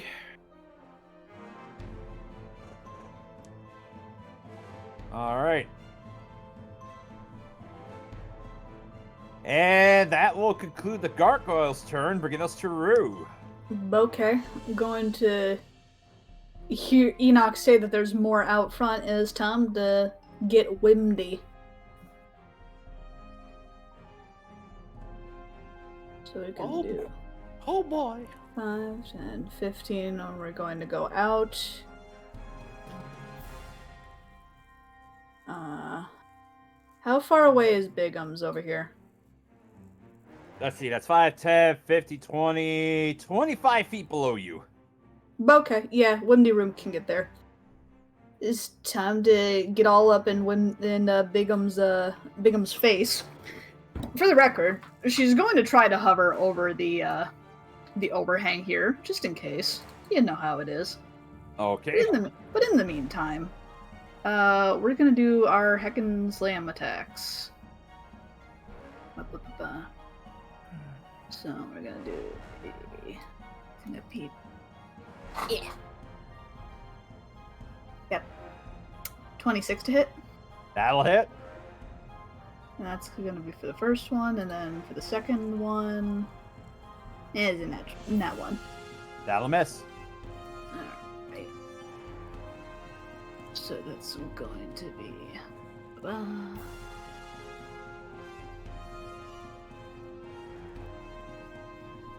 2d8, and then plus 5 is gonna be 12. So 12 damage on that.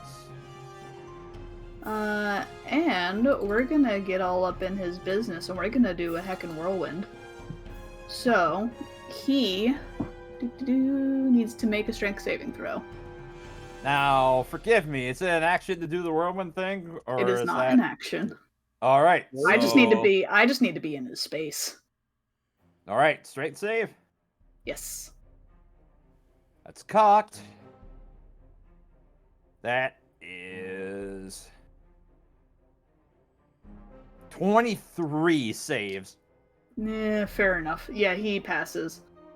He is a rock. Also, I apologize if anything on my mic is getting picked up. My neighbors have once again set off their car alarm at like 10 o'clock at night for no reason. Oh, It's to jeez. scare off. It's to scare off wolves. So, you know, Okay. so you know how you don't have any wolves in your neighborhood? You're welcome. Well, actually, I live in an area where I'd be more likely to have coyotes than wolves. All right. Do me a favor, we're gonna play Mad Lib. Replace the word wolf. He takes half that and he is not flung. All right, so he takes 9 points of damage. Got it.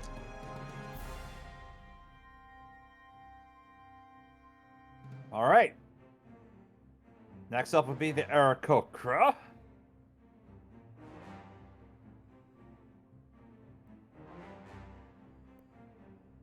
Woohoo! And I got it back. Ooh. All right, make sure I'm on the right area. You said flung, and now my brain pictured part of the wind elemental's body turning into like the muzzle of a cannon and just shooting the gargoyle out of it. Just Dan holding Yuki by 10 and 2, and then just Yuki just shooting magic missiles out of her mouth like an autocannon. That's amazing. Let's see. These Aarakocra are gonna just fly right above, just making a basically like a stack right in front of the balcony. So that's 1, 2, 3, 4, 5, 6 attacks that are gonna be going off towards the various gargoyles with spears in hand.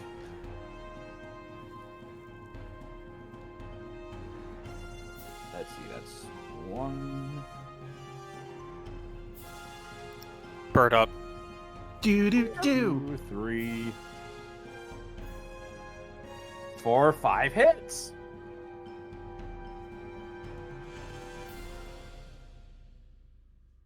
Two, 3, 4, 5 hits.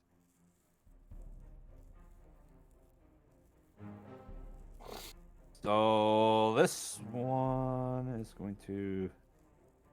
Actually, this one's gonna attack there for 1. This one's gonna attack that one for 8, rounded down to 4.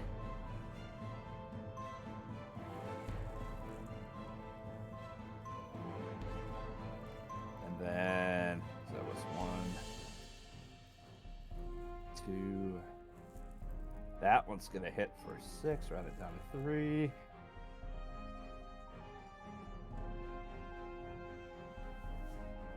And then with the last 2 attacks, they managed to finish up the gargoyle right in front of you, Tyrant Bane, as it plummets to the ground below. They are good fighters. They're good birds. Meanwhile, down below, this Aarakocra is going to take the dodge action as well as this one in an effort to try and maintain themselves. And Rue and Enoch, you hear some screams coming from further down below. Oh boy. As that concludes the Aarakocra's turn, now it's Big Boy's turn. He's going to fly out of your space. And I'm just going to move you back for a second as he's going to fly over to here. So that means I get an opportunity attack with Vorn Jr., correct? You would, yes. Okie dokie. If I can get my sheet to work here. Yeah. That's a 26. That'll hit. Alright, so that's 13 plus 10, 23 damage. Is the bludgeoning considered magical? Well, he's magically summoned, so that's up to you, because it doesn't specify. Let's see. So the bludgeoning damage will be resisted, but it does take the fire damage, so that's... Yeah, I'd have to double let's check the see, spell a total of text real tech. 16 damage. Alright. That's the problem when you have L that has an entire stat block attached. Mm-hmm. All right, so Rue, you're gonna get 1 bite and 4 claw attacks into you. Okay. For the bite, that's a 22 to hit. Yerp. For 7 piercing. Okay. And then for the claw, Is this magical? it is not. Okay. 2 claws miss. And does a 17 hit? Yes. So only 1 claw hits, and you take 2 after resistance. Okay.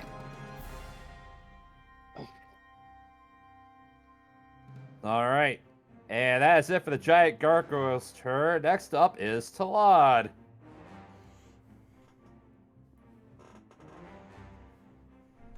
He's going to step outside onto the balcony next to you, Enoch.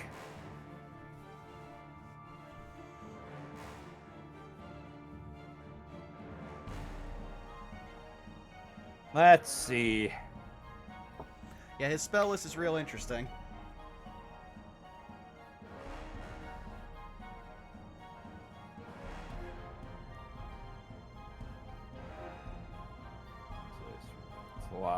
It's been a while since I've had to look at your spells.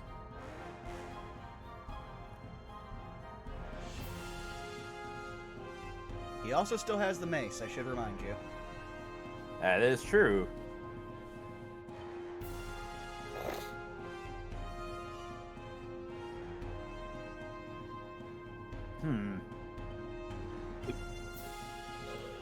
I think he's going to look at the gargoyle that is currently right next to you. And there it is.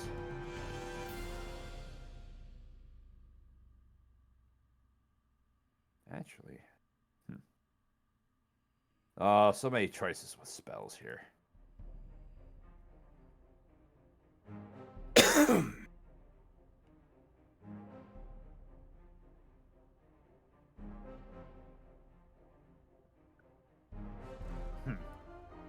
Yeah, he's gonna cast a 2nd level magic missile. And he's going to attack the one right next to you. So it's gonna be 4. 4. 4.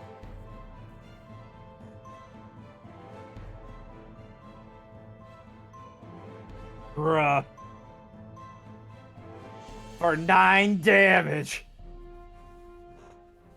Yikes.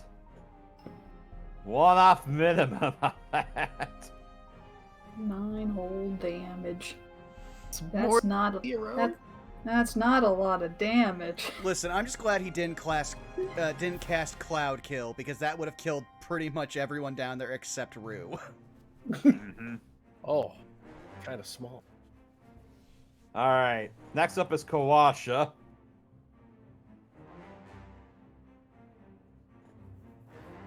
He's going to run over to here. He's going to temporarily occupy the same space as those 2 Aarakocra right there, and he's going to go ahead and cast Thunder Wave.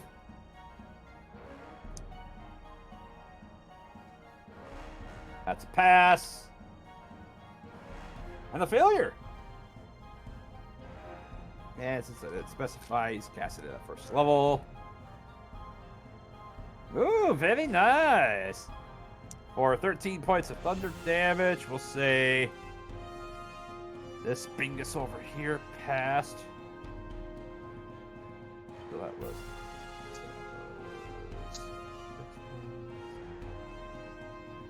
No. Crap. That, and then 13 on that one.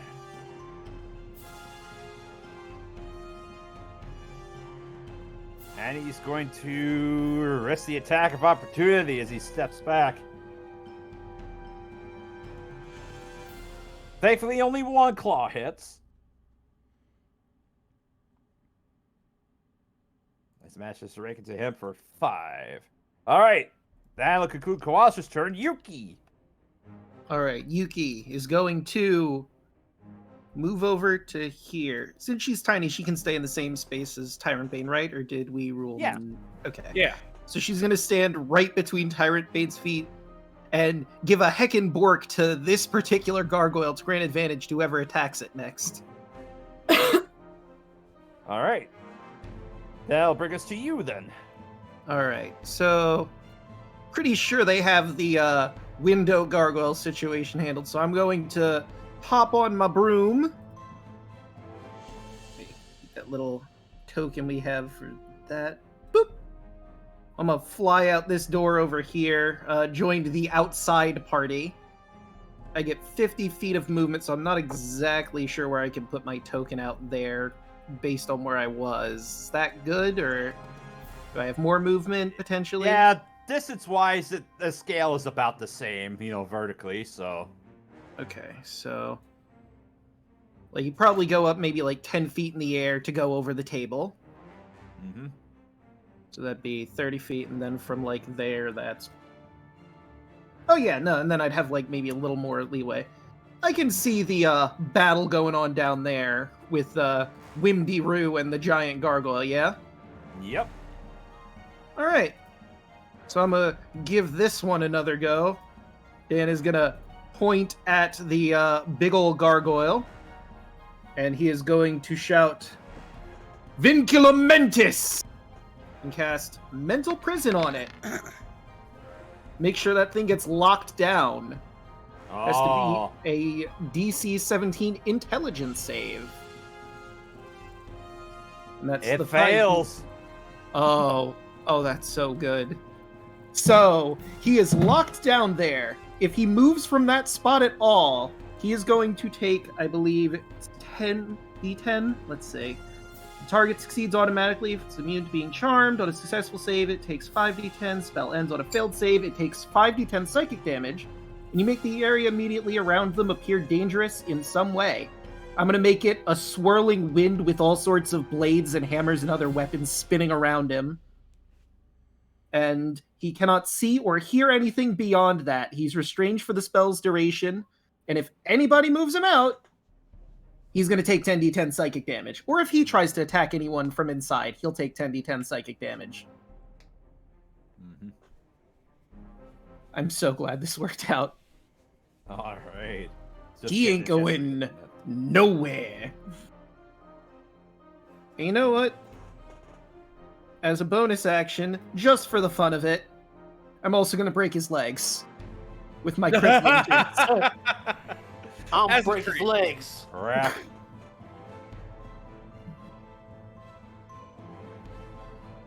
And that will be my turn. There you are. He's got a boot for an icon. All right, that'll bring us back to the top of the turn order, and Shaw go.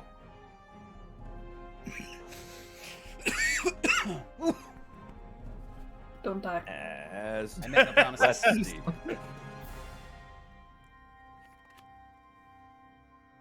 Shago's going to take a 5-foot step forward.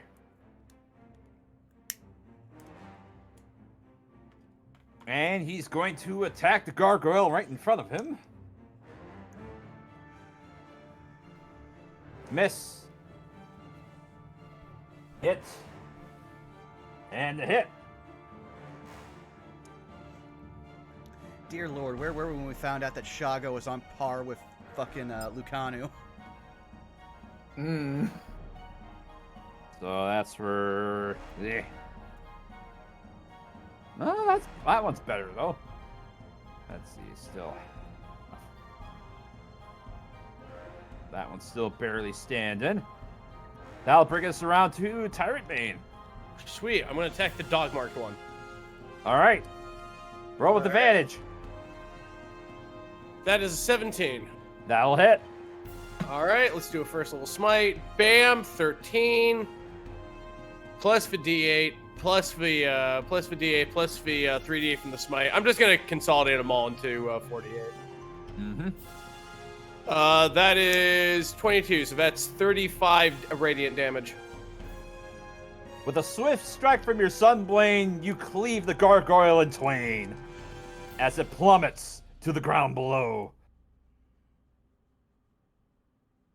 Fantastic. I'm going to go ahead and further aid the defense, and I'm going to go ahead and move forward here.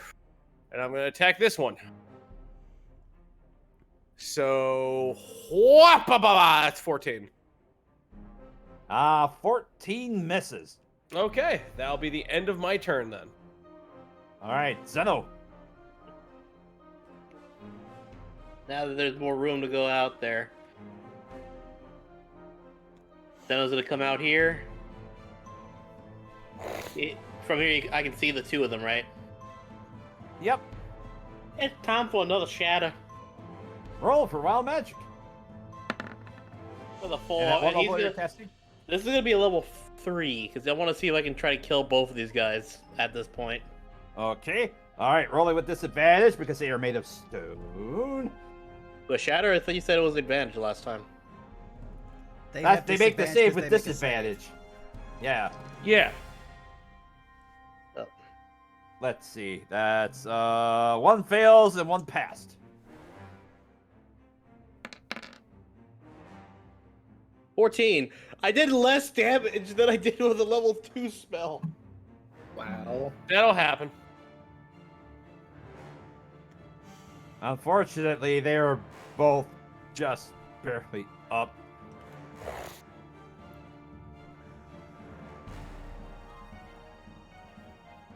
Anything else for in me. terms of? All right, Elise. Gonna get out onto the balcony here, and then I'm going to aim at this guy. All right. Sharpshooter again. 18. Hits. 26 damage. You shoot it right in the head and it knocks it off as it plummets to the ground below. Alright, next one up, second verse, same as the first. Soft 20. Hits. 22. Piercing. All right. Yeah, and you shoot that one's wing off, and it spirals and plummets to the ground. Alright, that's it for me. I'm just gonna hang out here. All right. I'll allow you a quick perception check, Elise.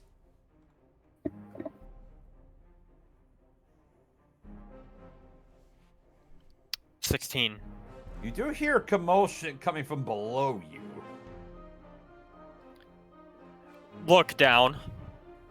Yeah, you see there's a few more gargoyles down below you.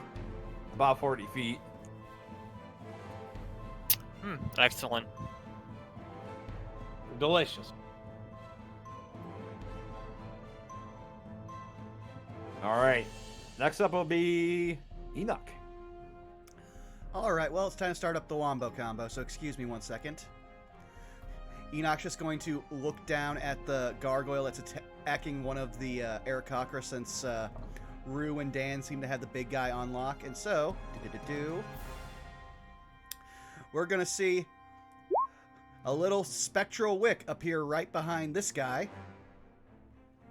All right. Well, you don't say. Yes, and he's going to take a swing.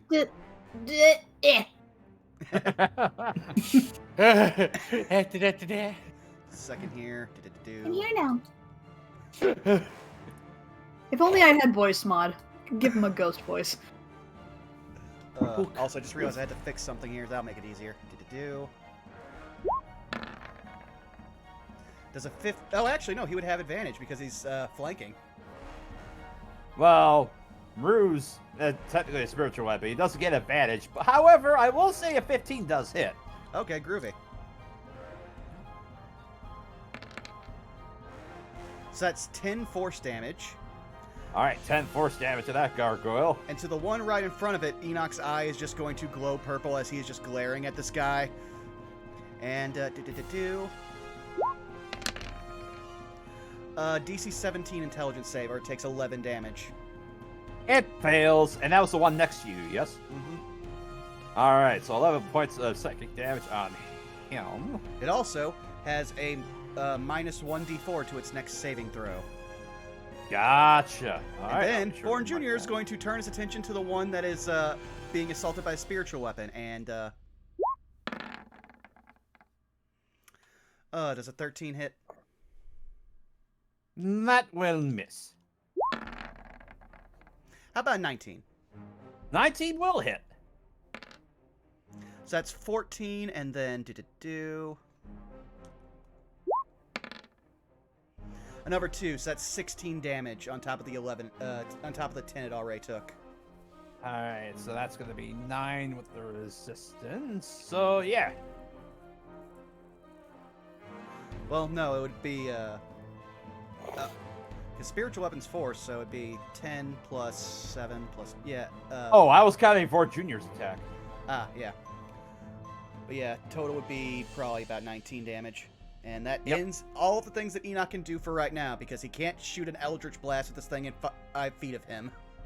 All right, Windy Roo, it's your turn. Windy Roo, she gonna make her slams. Heck and Mhm. smack. 25 for the first. Yep. Oh my goodness. 8 for the second. We are going to go ahead and use my other key point. Or actually, that was the damage for that, so... Oh, you're right, it was. Ignore both. Well, okay, yeah. First one, I'll yes. let that be the damage 2d8. for the first one. Yeah. So 8 plus 3 is 13. Ba-ba. And then plus 5 for damage. So yeah, 13. All right. And so then then- the second one to hit Here. 14? misses. You know what? I'm gonna use my inspiration. All right. Yeah. 27, that's better. That'll hit. And I'll allow the 12 plus 5, so that's 17. Yep. And now we use the key point. Another 2 slam attacks. All right.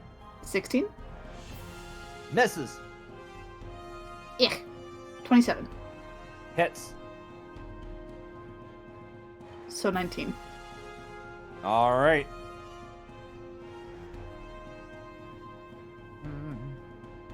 Yeah, a lot of cracks are starting to show on the big boy. Do I dare? It would.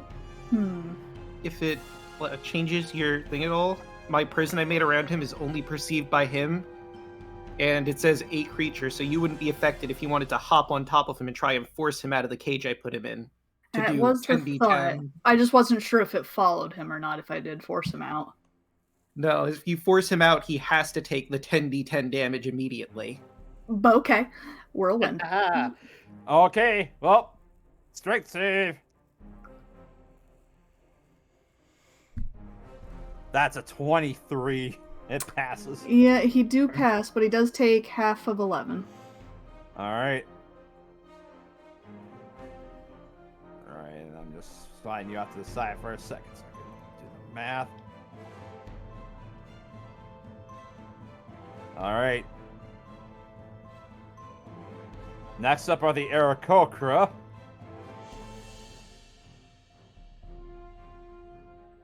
And you see coming out of the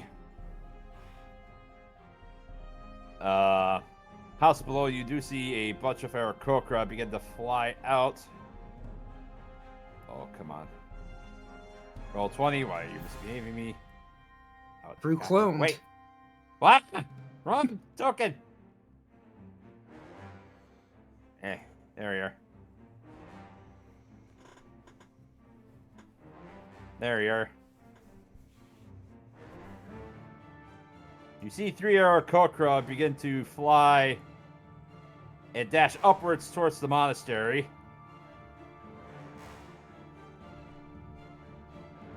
To there. Meanwhile...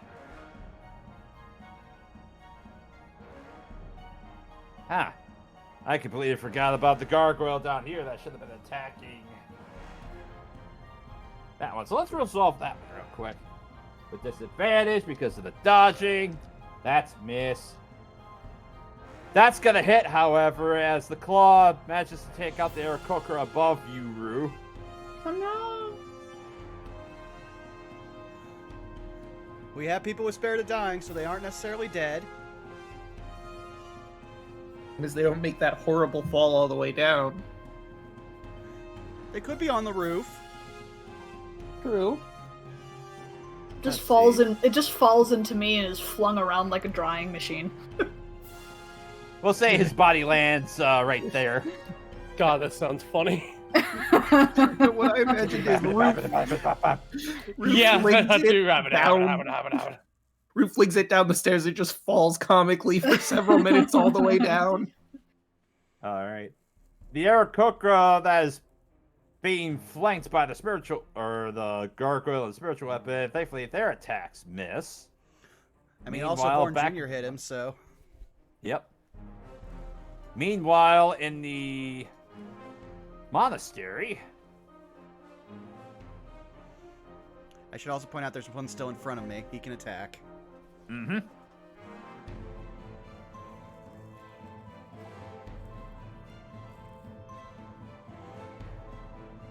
All right, that one. Yeah, let's resolve that real quick.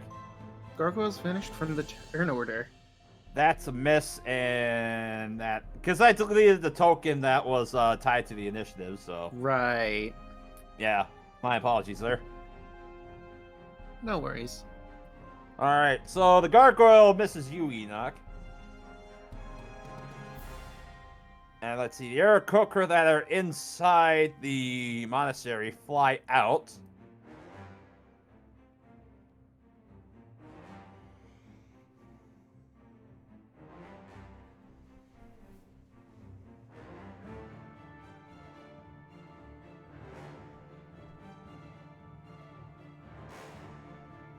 And they're going to make their way down over here. And they have a very handy little ability as they go to fly on down. They're going to be making dive attacks against that one gargoyle that's down there.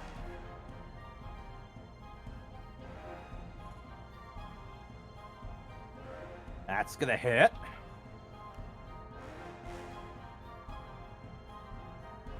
Nice, so the first one does 5 after resistance.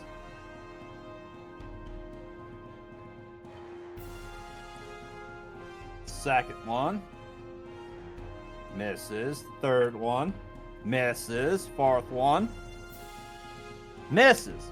Wow. Thank Well done, you goons. They tried so hard. Birds. They're the ones protecting the royalty, huh? Just imagine if we weren't here. Hmm? To be fair, the Alright. royalty's only being attacked because we were somewhere else once. Alright. Next up is the forearm gargoyle. He's just gonna reach out and try and keep clawing at you since you're in its space. So for the bite, does a 15 hit? Yerp. I believe Alright. thanks to Mental Prism, if he attacks anything, he takes the damage. Yep. That's true. Roll those Yep. 10d10 then. All right. I was hoping you'd say that.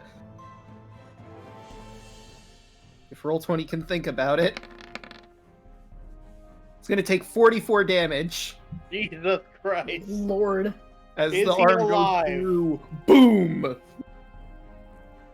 Rue, you take 10 points of piercing damage as it goes to reach out to bite you, but as it does, in a flash, you just see the head begin to crumble as the body begins to tumble to the ground below. The forearm gargoyle is dead.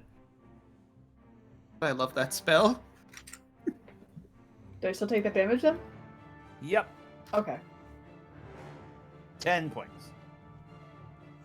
Next up is Talad. Was that already halved? No, so that'll be 5. Okay. Alright, Talad. He's going to... first level magic missile this time. Dude, you have up to 5th level spells. Just do something. He is doing something, but he's conserving his spells. Alright, 3 6. So he does 10 points of damage. I liked you On better that when I one, right, controlled that's you. I mean, normally I would agree with conserving spell slots, but I don't think we're going to be dealing with anything else after these. They fought us at a Ritz-Carlton. We beat the shit out when we go to bed. Bada bang, bada boom. Exactly. Alright. Kawasha is going to stand on the balcony, so I'll just move his token over to here. He's going to look down. Actually, he'll look over there and see the gargoyle has currently accosted you, Enoch, and he's going to produce flame and huck it at it. And miss. Yuki's up. Alright, well, there's not a whole lot she can do in her current position, but let's see. Could she make it over to our group over here? 35. I think she has 40 feet of movement. Let me check. Nope, she's got 30 feet of movement, so she would maybe have to dash to actually get outside. Yeah. Even though she's not going to get to do her Bork, I'll have her dash over to the rest of us.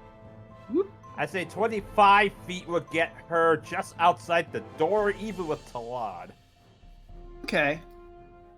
In that case, she will stand under Talad's feet this time and Bork at this one to give advantage to whoever attacks it next. Alright. Then it's on to you. But that person's not going to be me because I'm going to use Magic Missile at 1, 2, 3. Yeah, let's say 5th level. I'm going to get a whole bunch of Magic Missiles in and just start doling them out. Let's see. That's the first one. 4. We'll attack the one in front of Enoch first, and then go in descending order. How many is that? So we start with 3, and then 1, 2, 3, 4 more. So 7. Alright. So 4 plus 3 is 7. Another 3. 5. Alright, so that's 10, 15, 18, 20. 20 points of damage. It's still barely up. I'm gonna be really surprised if I have to attack this round, 3, honestly. 4, 5, 6, 7. Yep, that was all of my slots. And let's see. Yuki's already granting advantage, so there's no reason for me to use my Witchfire. So I think I'm just good with that. 4, 5, 6, 7. Wait, I forgot about that last bolt you had on there. That's enough to take that gargoyle down. Oh, all right then. Okay, so I used all of them to take that one down. Mm-hmm. Excellent. 1 down, 2 to go. And that will be it for Dan. All right, that'll bring us back to the top of the turn order, and Shago.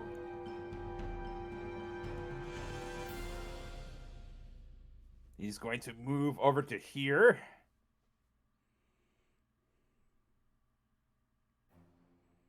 That was 5, 10, 15, 20, 25, 30. Then he's going to dash 5, 10.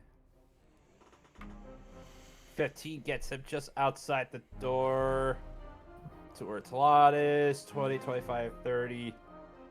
He's basically going to be at the stairs down here, I'll say, just because he just kind of occupies that. Alright, so he's dashing. He's making his way down towards the cleansing house. And that'll be it for his turn. Tyrant Bane, it's now yours. All right. I'm going to go ahead and... let's see real fast here. Yeah, I could run down and meet up with everybody down at the fight, right? Yeah, there's one more gargoyle. Why not? 2, but yes. 2. Let's see here. So yeah, what staircase would I have to go down to? With the right one? There. Yeah, you basically have to go. Yeah, to the right through the kitchen and then down the stairs. All right. Time to go ahead and dash on down that way. All right, so right, through the kitchen. Yep. 30 feet will get you just outside the door to the kitchen. 20, 25, 30. 35. We are dashing. All right. 35. Where do I pop out at? Next to Kawasha? If you're dashing your full movement, I'll say you wind up just at the upper entrance of the cleansing house. Okay, that'll work for me. I'll just scoop my guy over here. All right. Bada bing, bada boom. Zeno, it's your turn. Zeno's gonna look out or come outside, so I guess like from that was 1, 2, 3, 4, 5, 6. So he's literally right here, and he sees this guy, right? Yes. You see him, and you also see there's a gargoyle being soared by Air Coker over here, below you. I'm gonna do a chaos bolt on the guy I just did. All right, roll for wild magic. Oh, that's a 2. So close. What level? Level 1. All right. Well, a 23 to hit. 23 hits. Roll for damage. I'm kind of sad it wasn't a 28. Hit the wrong one, sorry.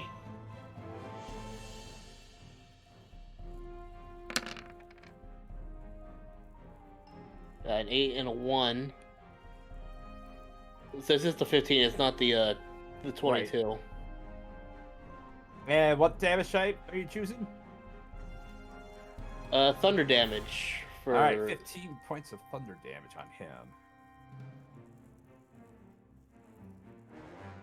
Got it. Anything else for your turn? That's it. All right, Elise. Okay, let's see.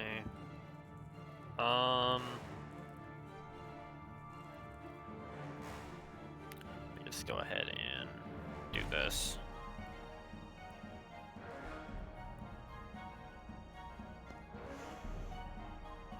Since I'd be right here next to Kalasha.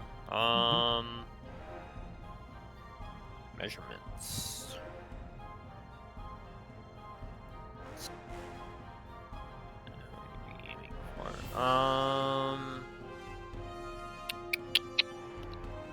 You know what? Let's go ahead and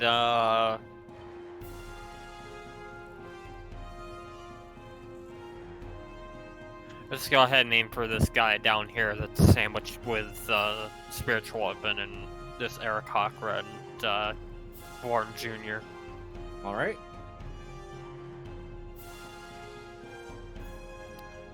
Sharpshooter time. Yeah, 12. Yeah, 12 will miss. And second shot at 17. That'll hit. 24 plus 2 plus 1, so 27 damage. Straight downward. As he is stricken down, he plummets to the ground. That's it. All right, Enoch. Enoch's just going to sigh as, let me double check how far I can move spiritual weapon. I think it's only 20 feet. You are correct. Okay then, let's see here. How far away is that guy?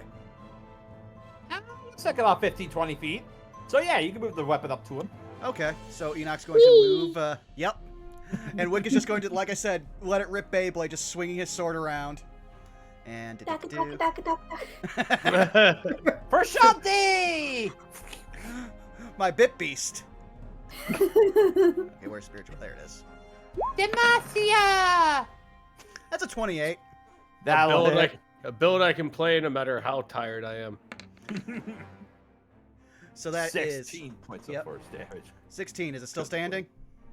Yep. Enoch's going to sigh, hold out his hand, and 3 bolts are going to fly forward because he's going to start blasting because he's tired of this shit. Mm-hmm. That's a 14. Miss. That's a 24 Hits. for 7. All right. And then one more time. 25 That'll hit. for 3. All right. So altogether, it took 26 force damage. All right.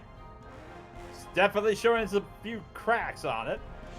All Okay. right. Now it's Vorn What does Jr.'s Vorn turn. Jr. do? Let's see here. He has 30 feet of movement. Let me double check and see if my construct has a climb speed real quick. Because if so,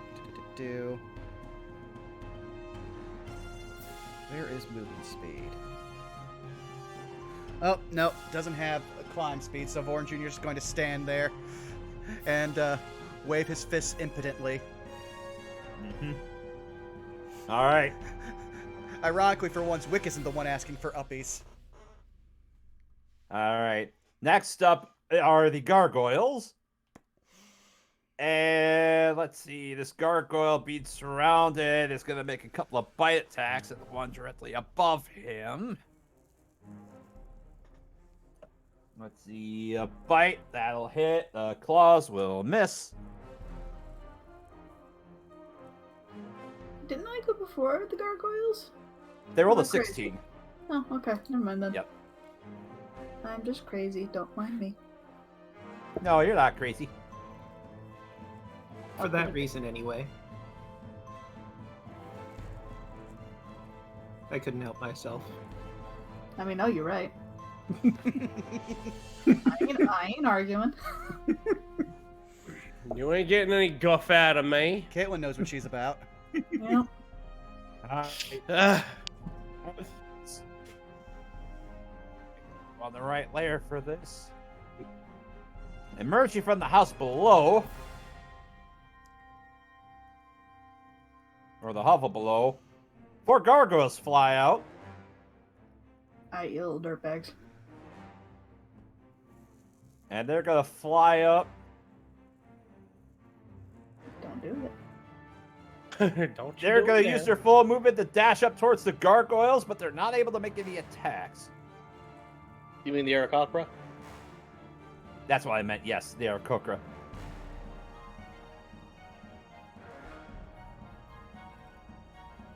Well, at least one of them is nice enough to get next to you, Rue. What do you do? Okay. Aside from, wait, there is that, I was gonna say, is this Oh, dopey wait. little fool still alive? Yep. Not for long, hopefully. Knock on wood. 27? 27 will hit. 2d8 plus 5, 18. Alright. Does he still live? Still lives for You now. little biscuit! Die! 18. Hits. 11. Still barely standing. You turd. That's all I can do. Oh wait a minute, I didn't roll this last time. Let's see. Am I lucky? Am I lucky? Am Yes. I? Yes. I'm not. No, I'm not lucky. No. I'm sorry. You're not lucky. Nope. Alright. Next up are the Aarakocra. First one misses. Second one misses. Third one hits.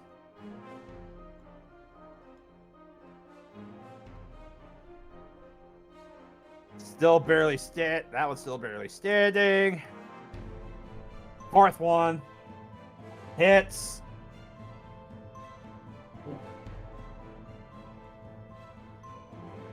Still barely standing, son of a bitch.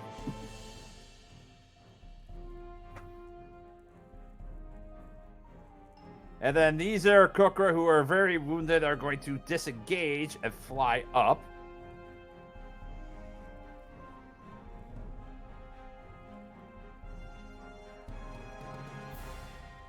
To there, and that's it for, well, this one is actually going to 5, 10, 15, 20, 25. 30. Gets up there. Actually, let me double check. What is it there? Cooker's flight speed. Should be 30 50 feet. feet. Oh, good. Oh, yeah, that's why they were banned in Adventures League. Yep.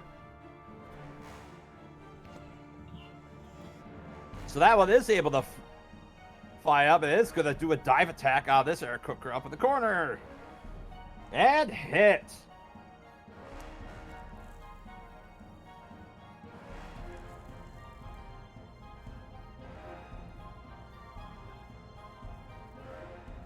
All right. Now that's it for the Aarakocra. Next up is Talad.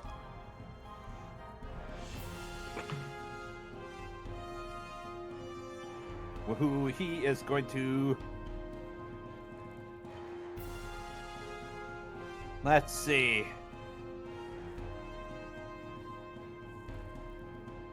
What the heck. He's going to cast a 5th level magic missile.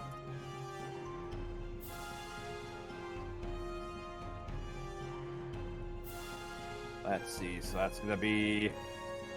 He's going to send one dart at that one, which kills that, finally. So then I'm going to need 5 more. No, 6 more.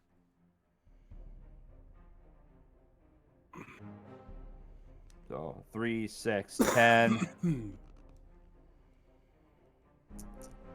Plus 4, 8, 10. So 20 damage on that one right there. All right. Next up is Kawasha. He's going to dart back inside the monastery and basically wind up right behind Talad before he can make the movement here. That'll be it for his turn. Next up is Yuki. All right, so Yuki is going to follow Tyrant Bane down as best she can. Whoop. All right. She might want to jump on him because remember, we had to climb a ladder to get up there. Yeah, that's what I was thinking. She's going to probably end up with Tyrant Bane and request that he help her down. Yes. Yes. Suppies. Carry that dog. Carry that dog. All right. What do you do then, Dan? So, what I do is going to depend on something. This battle's in 3-dimensional space. Can I put a moonbeam over the 3 gargoyles over here without hitting anybody else? Absolutely you can. Oh, good! Then we're going to get nasty with a moonbeam. I'm going to say 5th level again. All right. Here comes some con saves. Trabum Lune! Oh, I got a Fail. 1 in there. The one above pass. The one below him fails. So that's 36 damage for the failures. And that would be 18 on half.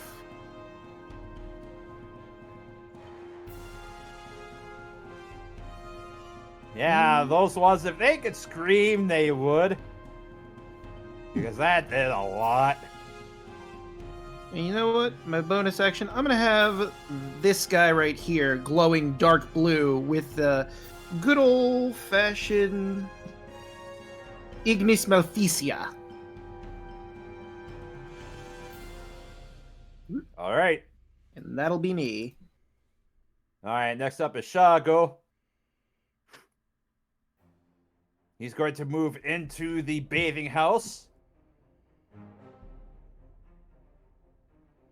Or the cleansing house.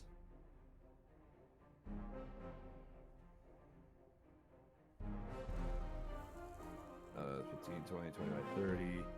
And he's going to dash in order to basically wind up right in front of the door.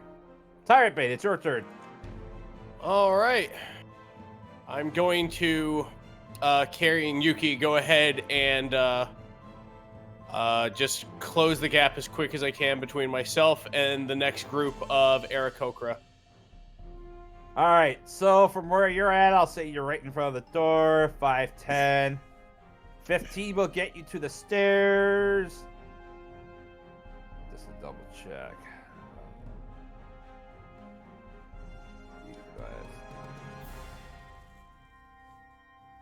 I'll say with 30 feet of movement, you are able to get to the entrance. The entrance? Right Okay. Yep, the entrance to the door, right next to where Shago is. I'm going to go ahead and use the dash action. And All I'm right, going to so go ahead 5, and get... 10, 15, 20, 25. 25 feet will get you right behind Vorn Jr. All right. I can't alt tab for some reason. Can't. Why can't? Oh. It wasn't plugged in. Okay. Oh, There we go. I'm going. All right. Silo, it's all your turn. So, just like the three-dimensional thing, I'm like, do I waste this turn casting fly on myself, or do I attack? And I decided I'm gonna attack. Yeah. And I'm going to aim it right here to where it hits all. Like, I'm gonna aim it where it only hits these three again. And they're gonna shatter like the stone they are with a level 3. Yeah. Actually, no, a level 4. Let's go even dirtier. All right. That's a failure. That's a failure, and a failure.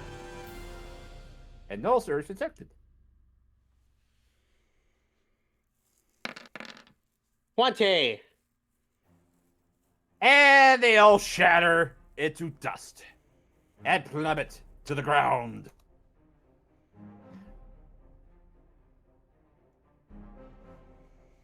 That's it. All right, Elise, it's your turn, and there's one gargoyle left. Alright, well.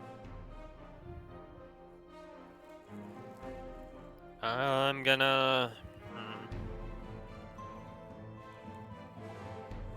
I'm gonna kind of move center here just to get a little bit better angle, and I guess I got one. We're gonna go ahead and shoot the last one. Right. 18, or 19 Hits. rather. Roll damage. 22 piercing plus Colossus. 2 Colossus, so 25. All right. 23 because of your magic weapon. Oh yeah. Yeah, Roll that's 5. Yep. yeah, that's 25 total. Okay. All right. Still up. Get Alright. Billy Maze. 12. 12 will miss. Screw it. Action surge. There it is. But wait, there's more. Shoot. 28. 29 Hits. technically. Soft 20. So 20 is still barely up. I got one more in me. Do it. 26. Do Hit. it! 21. Haha! How do you want to do this, Elise? I just like to imagine that she just fires like maybe just knocks 4 arrows at once and just straight down into the gargoyle. All right. All right, as your arrows fly true and pierce and shatter to the head of this gargoyle, its body crumbles onto the gangway, knocking off a 5-foot section of it. As it continues to plummet, you hear it bounce off of the hovel below it. And as the dust of combat begins to settle, that is where we're going to call our session for tonight. Can I say one thing before it finishes? Mhm. Sure. Enoch Misty steps down here and casts Spare the Dying on the one knocked out Arakakra. Oh, good. I'm All glad right. you. I'm glad you remembered. I forgot. Yeah, I was gonna combat medic the fuck out of things. Mm-hmm. Elise is just gonna look to the various Arakakra and just be like, so, does this happen all the time, or is this a new thing? No. Those foul creatures have dared to desecrate our home. They paid for it with their lives. And that's where I think is a good place where we're going to call it for tonight. Yeah. Yeah. Yeah. All right, well, let's start going down the line. Caitlin, where can people find you? Hello, I'm CaitlynC37. You can find me on Twitch and Twitter, CaitlynC37, where I do art. Commissions are open, so if y'all want any paintings, you can find all my stuff there. Alrighty. Milla, where can people find you? Well, when you can't find me DMing for Chult of Personality, you can find me on my Twitter at MillaNinjaNerd, as well as occasionally streaming at twitch.tv/LeJake, as well as playing D&D with LeJake at twitch.tv/LeJake, where we go through our version of Horde of the Dragon Queen. Turns out our carriage driver was a smuggler, and the guards tried to arrest us, and we fought back, and it's a whole complicated thing. Now we're trying to figure out how we're going to get out of the city. Tune in as we're trying to fight some ghosts. Next time. Spookums. Ooh. Alright, Deluna, where can people find you? They can find me on Twitter at Deluna1338. They can find me here on Twitch and on YouTube at Deluna13. Tomorrow, I got 2 Pokemon I need to grind, so we're going to be doing that. And also, Pokemon grind screen tomorrow for me and Draco Soul Link. Thursday, I am going to be starting to play Final Fantasy VII, the original version, not the remake, because I feel like playing to nostalgia. Friday, you'll find me on Draco's channel for the Kingdom Hearts playthrough. Saturday, up in the air. I'm not sure if I'm going to stream or not. Sunday, Power Ranger Star Strike on Twitch's channel. Alrighty, Chaka, where can people find you? Hello, you can find me here on Tuesdays playing Elise. You can find me over on twitch.tv/person on Sundays for Power Rangers Cyber Strike along with Deluna. Hopefully this week we're back on track. Thank you for your patience for those of you who have been waiting for us to have the next session. But hopefully this Sunday we should be back. And otherwise, you can find me on Twitter at ChocoZombie101. Alrighty, Draco, where can people find you?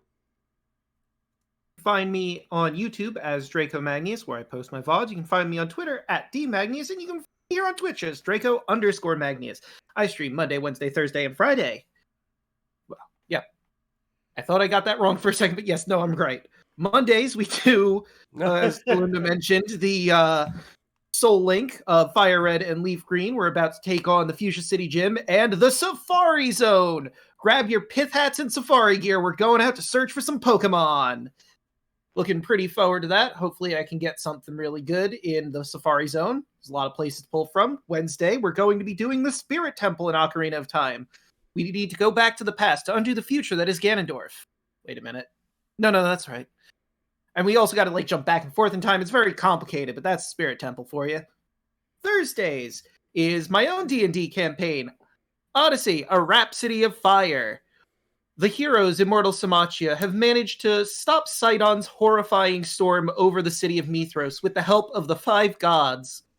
And they've spent a little time in Mithros, enjoying the accolades of helping the people there. They're probably going to spend a little more time in the city before heading off on their next labor, which is going to be at the necropolis of Telemach, which will probably involve, undead and being a necropolis and all, but I don't know, maybe. You'll have to come in and find out. And of course, Friday is my Kingdom Hearts Reply to Chain of Memories Reverse Rebirth playthrough. We're on the next 5 world cards for Riku's story. We're going to plow through those and see what he gets to. Alrighty, Rabbit, where can people find you? Hey, what's going on? My name is Rabbit. I'm a writer and a comedian. You can go ahead and find me on Twitch TV and YouTube at Hey Mr. Rabbit. I stream Monday, Tuesday, Thursday, and Friday. I stream horror games, RPGs, and retro games. If that sounds like something up your alley, I've been playing Dead Space Remake. I've been playing RuneScape. I've been playing Last Epoch. Finally got to the part of the story where I wanted to go. And now we can go ahead and move on to points unbeknown to anyone. That being said, Scree Squad is going to be back on Friday. That's when I play Trails games. Very fun. Been doing it since the channel started. I think it'll be really fun. Yeah, I think you'd like it. You come on down. I've been known to be funny. Can vouch. Very hilarious. Yes. But aside from that, you already have found me here at twitch.tv/BurnoutVaughn. You can find me on YouTube and Twitter at BurnoutVaughn, where this week we have what should be the last session of our Waterdeep Dragon Heist miniseries C4, where we're only breaking into a vault with a dragon of indeterminate age. He's a gold one, though, so we'll be fine. We'll be fine. Fire hurts. Yes, it does. You want to know what the worst part is about gold dragons? What was that? Is that all dragons are naturally sorcerers, so they are able to cast magic if they spend enough time working at it. But gold dragons are wizaboos. They really, really, really wish they were wizards. So there's... I love how there's two dragons that are just massive weebs. Golds are weebs for magic. Silver are weebs for human culture. Mm-hmm. Silvers are just like human weeaboos. I love it. Yeah, so I'm just worried about, oh no, if this dragon has any magic items, we are fucked, but whatever. Aside from that, we also have the next session of our Strixhaven game on this Saturday, where we have defeated the legally distinct Green Goblin, and now we've all leveled. So hopefully downtime will not be as dangerous as fighting something that literally triggered a fireball in a room with a bunch of level 4 characters. Oh... But yeah, aside from that, we might also have another stream, depending on if our schedules align, where me, Wily Willy, and Citra King might continue playing through Neon White, where we try to speed run while listening to Steve Bloom be cringe. I love him.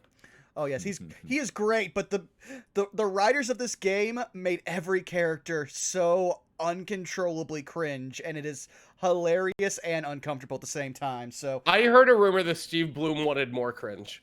Like, he wanted the writing to be even worse. Yeah, like he ad-libbed it to be even worse. Like, I would believe that.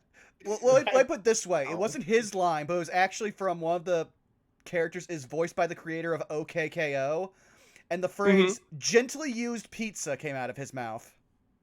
Gently used pizza. What does that mean? It means he found it in the trash. It's a raccoon! Trash pizza. I mean, you also now just implied the existence of heavily used pizza. That's so much worse. Well, that being said, we're going to take our raid over to a good friend and somebody who I've nearly played in like 3 games with, but never have actually had the chance. One of these days, our stars will align. We're going to head on over to Arkolf. And one of the nicest men ever. It's actually kind of infuriating. Yes, I am also going to point out our quote of the session apparently goes to Enoch for the very simple line of, y'all nasty. Y'all nasty. How about that just be our raid message? Yeah. I like that, honestly. That is all right, just a right amount of no context, yes. Yes, we will see you all next week. Thank you all for stopping by. Good night, everybody. Good night, everybody.